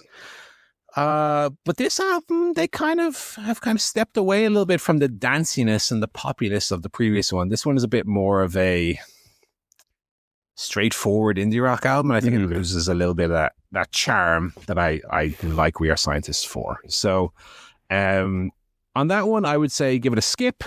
Go and listen to their previous album instead, which was absolutely tremendous. This one's a little bit more bland, a little bit more forgettable. It doesn't have the dancey riffs and the fun kind of electronic influences on it. It's just a little bit more bland, a little bit more beige. Scars on Broadway, which is a System of a Down spin-off, have a new record out as well. It is fine. Scars on, actually the singer of Scars on Broadway, Darren Lakin, who is the System of a Down guitarist, I didn't listen to it, but he was interviewed on Chris Jericho's podcast recently, and he was wearing a Tony Storm t-shirt and said he was a big Tony Storm fan. Timeless. This one, Sorry, I'm looking at that one. Is it time? The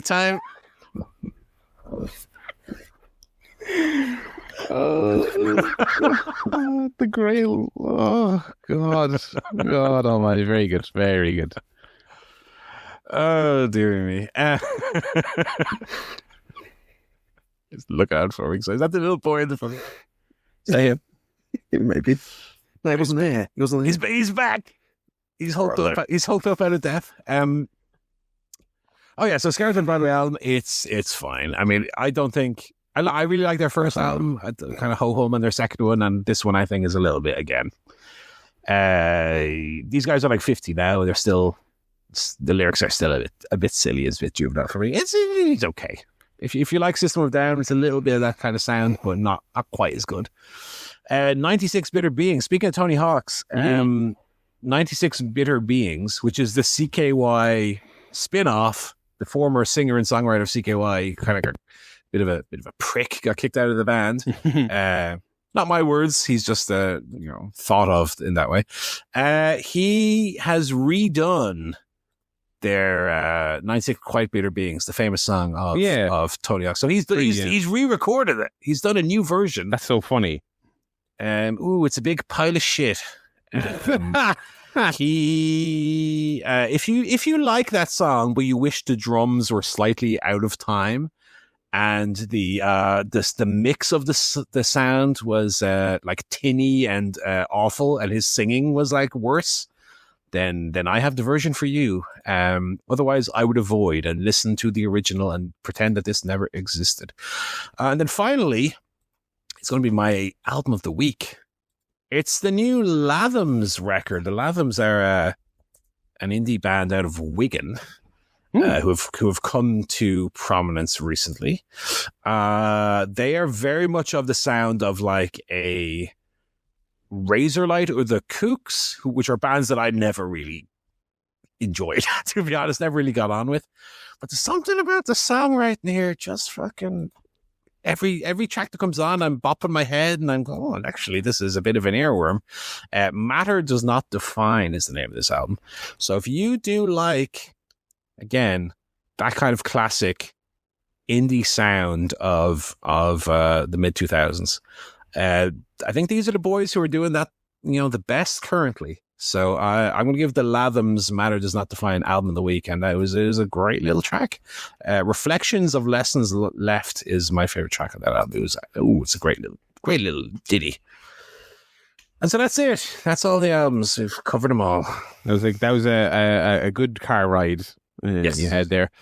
Alrighty, that is going to do it for this week's show. We'll be back next week with another update on your fantasy league, your road to Forbidden Door, more movies, more TV, more games, all the other good stuff. Maybe Wordl-ow might be back. Maybe Wordl-ow will be back. Oh. Yeah, I think that was a big success, new feature here on the show. Yeah, that's good. ChairShotPodcast.com, where you can pop us an email, or we can see fantasy league standings in real time. Paul does a great job updating those, so you can check those out. Until then, folks, it's going to be goodbye from me, Barry. It's going to be goodbye from Joe.